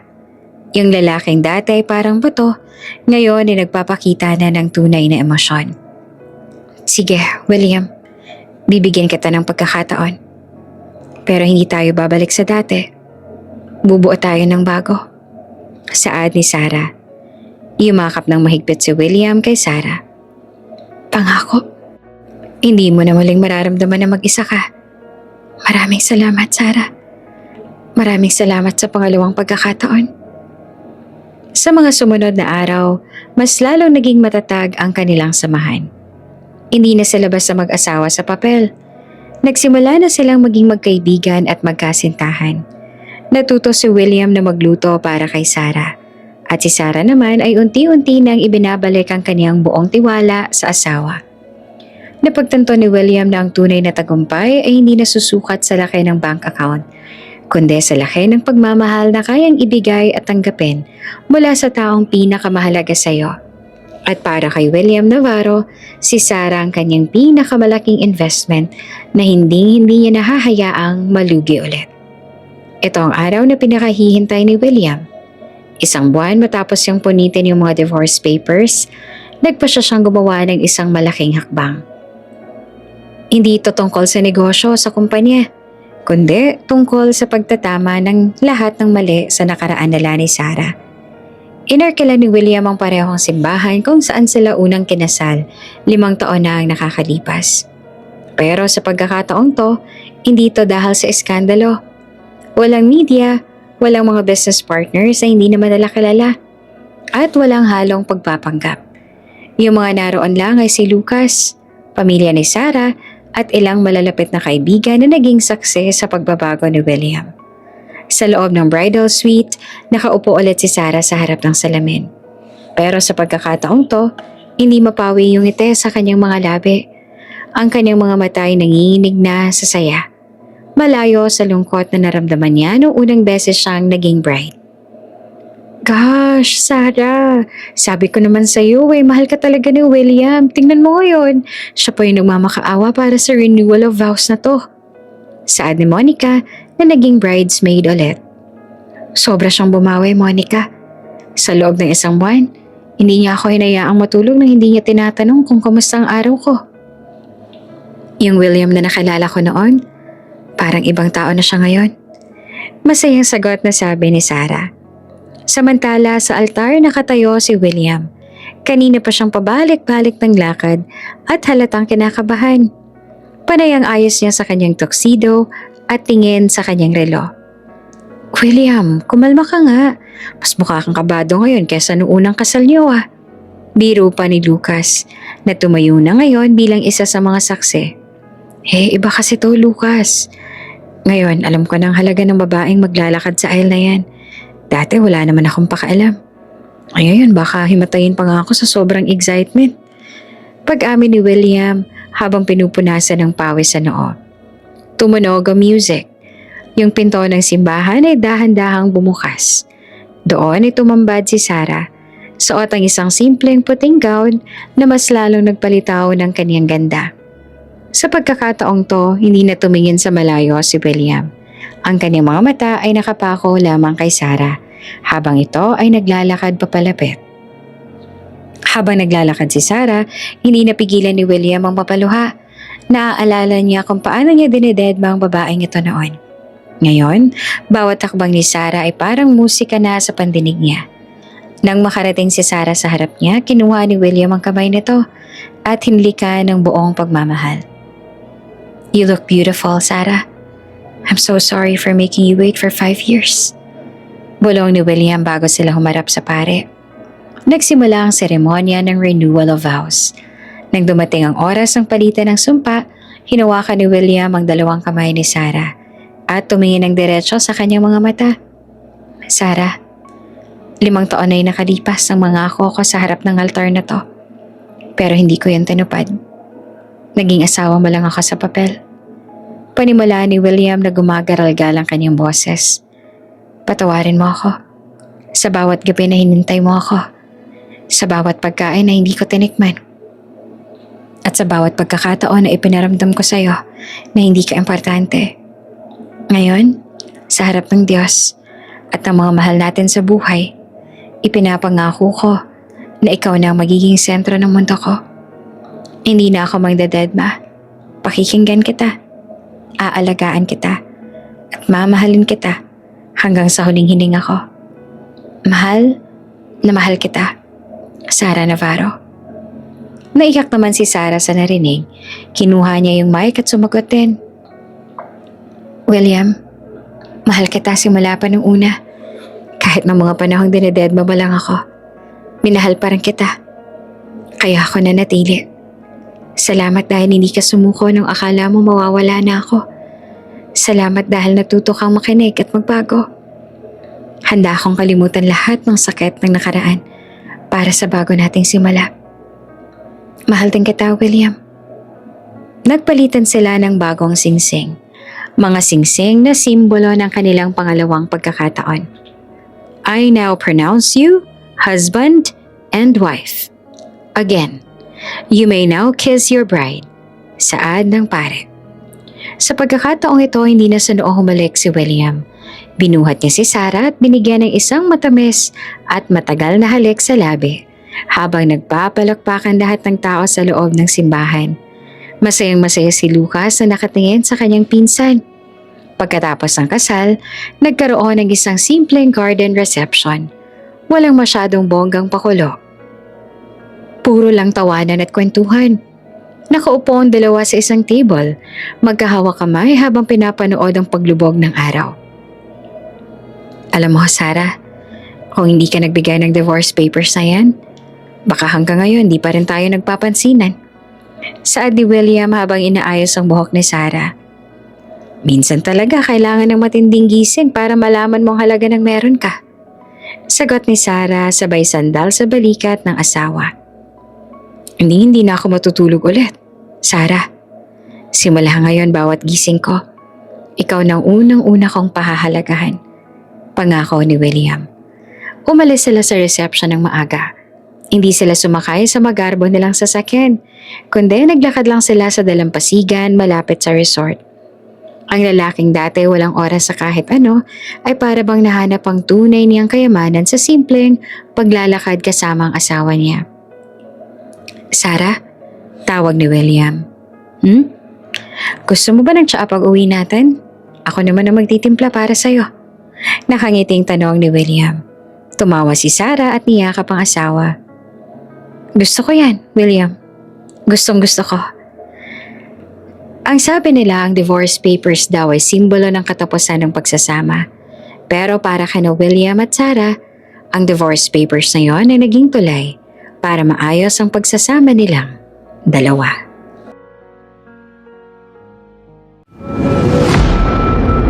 Kung bago ka pa lang sa channel na ito, Ate Jane TV, huwag kalimutang pindutin ang notification bell and subscribe button. Sana po hindi naman malaking abala sa inyo ang pagpindot ng subscribe button dahil ang kapalit po nito ay ang pagsuporta para makapag-produce ng mga libreng stories sa mga channels ni Ate Jane. Maraming salamat!